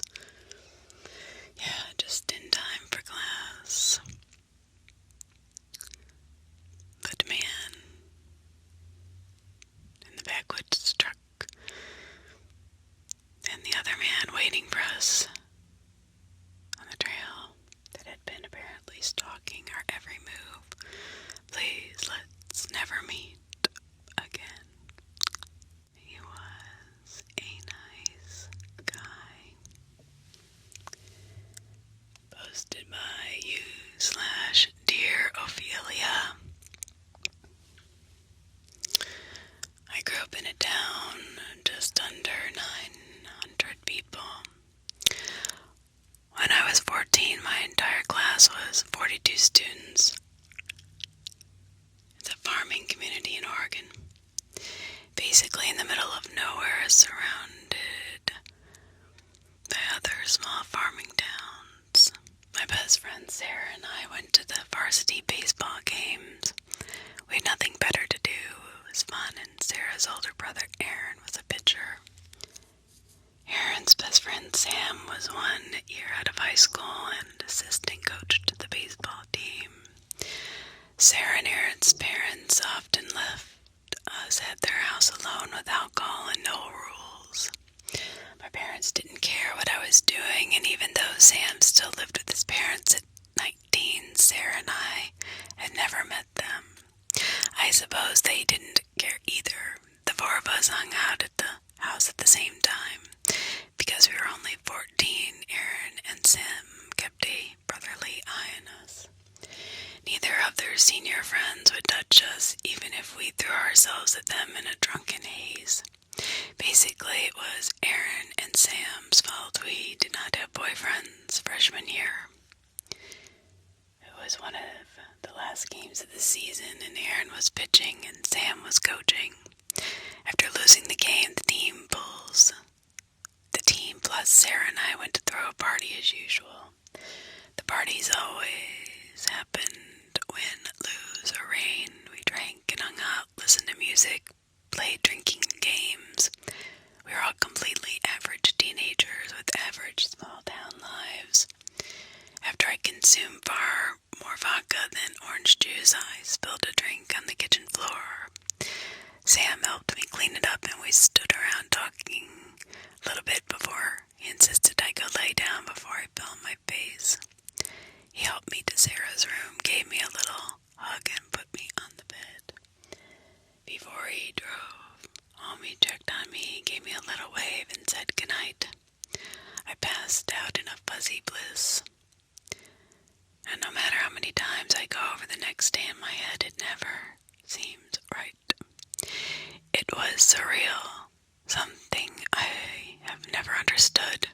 The next thing I remember, I was screaming. Sarah and I woke up to her mother freaking out in the living room. Both Sarah's parents, Aaron and the Douglas County Sheriff, stood. Everyone was way too upset for it to have been something we did. I felt sick and terrified. I couldn't comprehend what was happening. The sheriff asked me when was the last time I saw Sam. I couldn't speak, couldn't figure out what any of them were saying anymore. I managed to say I was drunk. The sheriff asked Sarah. She said the same thing. He simply wrote it down and turned away from us. Very strange. They had to find Sam. Sam was missing. Sam was running away. Finally, I started putting thoughts together. Sam was running from the police because he had killed his parents. He had killed them when he got home from the party with an axe from the woodshed. He had attended the game at the party, then went home, picked up an axe, and struck his father in his head while he was watching TV. His mother made it to the phone and dialed 911. Sam killed her with blows from the axe while she spoke to the 911 operator. Then he disappeared.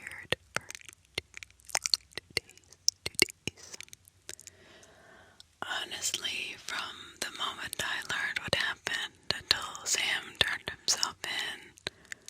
I was in a daze. I kept expecting it to be a dream or a sick joke. The whole 2 days I can't remember what I did, who I talked to. It didn't help that Sarah and I increased our alcohol and drug intake. He was such a normal guy. None of us saw what he was capable